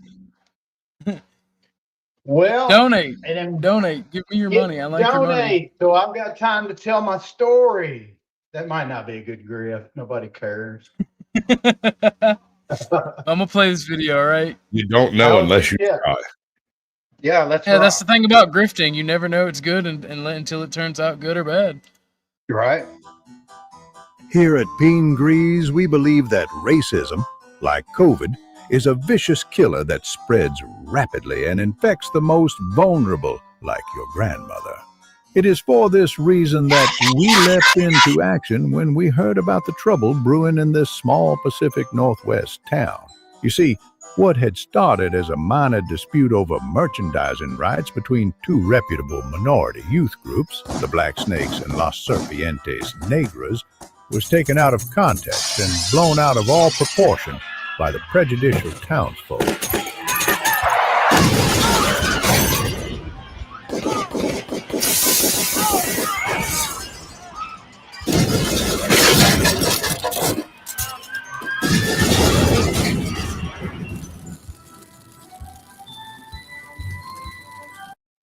Yo, look, a little fat kid doing the alternate truffle shuffle. Yes, sir. Now, the real problem was that these well-intentioned boys could never get justice in this intolerant community. The solution was obvious. Surgically alter every person in town to look like Vin Diesel. Let me tell you, it was an unmitigated success. No one could even recognize themselves, let alone formulate the proper racial bias to hold toward anyone else.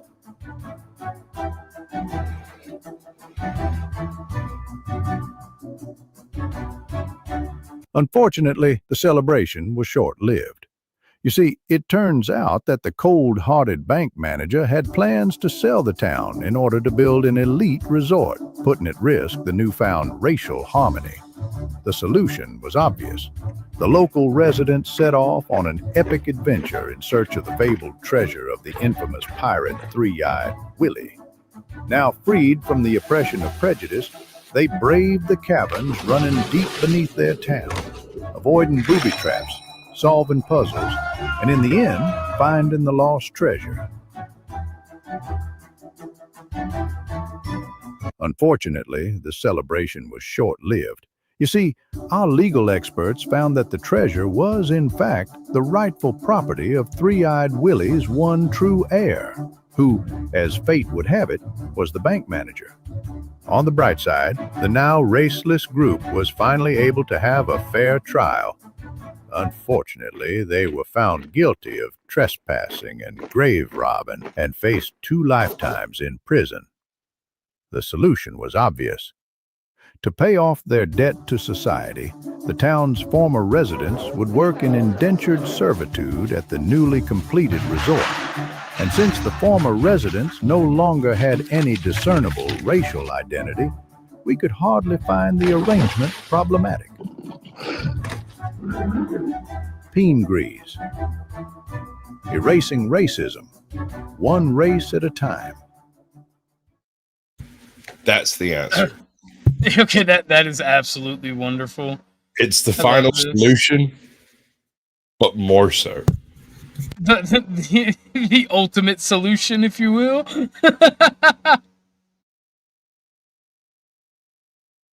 Why do you hate fun, Not Lost? Because it interferes with his narrative.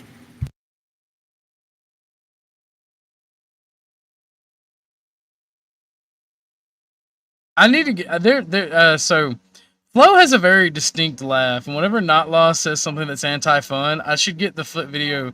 This is what I'm thinking about playing, like not the video itself, but the audio. Right? So whenever we're having fun and somebody comes on to destroy the fun, I'm just gonna play this audio right here. Not necessarily the video, but the audio. Would that not be perfect? Whenever somebody's here to destroy fun, just like, why do you hate fun? Has he ever played the bit of him? Somebody asked if he'd do a meth head. He started acting like some meth head that he do. He's like, "You have a lighter? Can I hold your lighter?" Like, can I use your? If he didn't start immediately taking something apart, I don't believe him. Dude, but that's not it. It was how naturally he fell into it. It's like, can I hold that VCR for a couple of days? Yeah. That is a nice motorcycle. I think Dennison is correct. It offends his misery. I have 17 flashlights. Why so many flashlights? Ooh. I can't do it as well as he can. It's flawless, dude. It's great. And it's so on point that he won't upload it because it's a little too on point. Do you get what I'm saying? Yeah, it's a little too on point. I get you. Yeah. Well, thank you for being here, Sasquatch, David, Ike. Y'all, does any of y'all have any final words? If not, I'm gonna get out of here. Yes. Dumpling.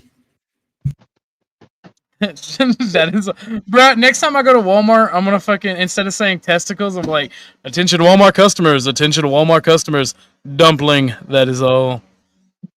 It is the final word. All right, I appreciate it. Thanks for letting me up.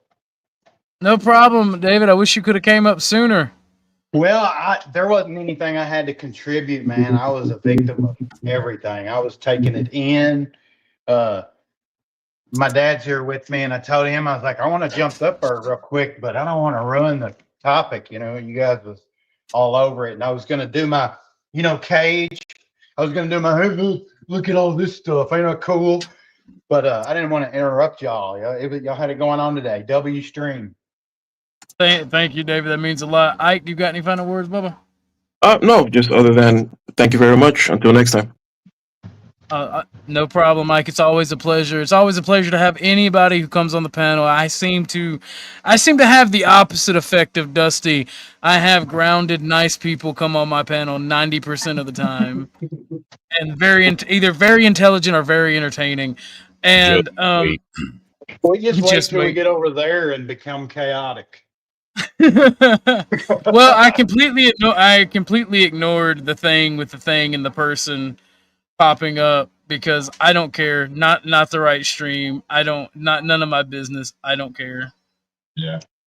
Exactly, Yeah. Dennison. You choose what you allow.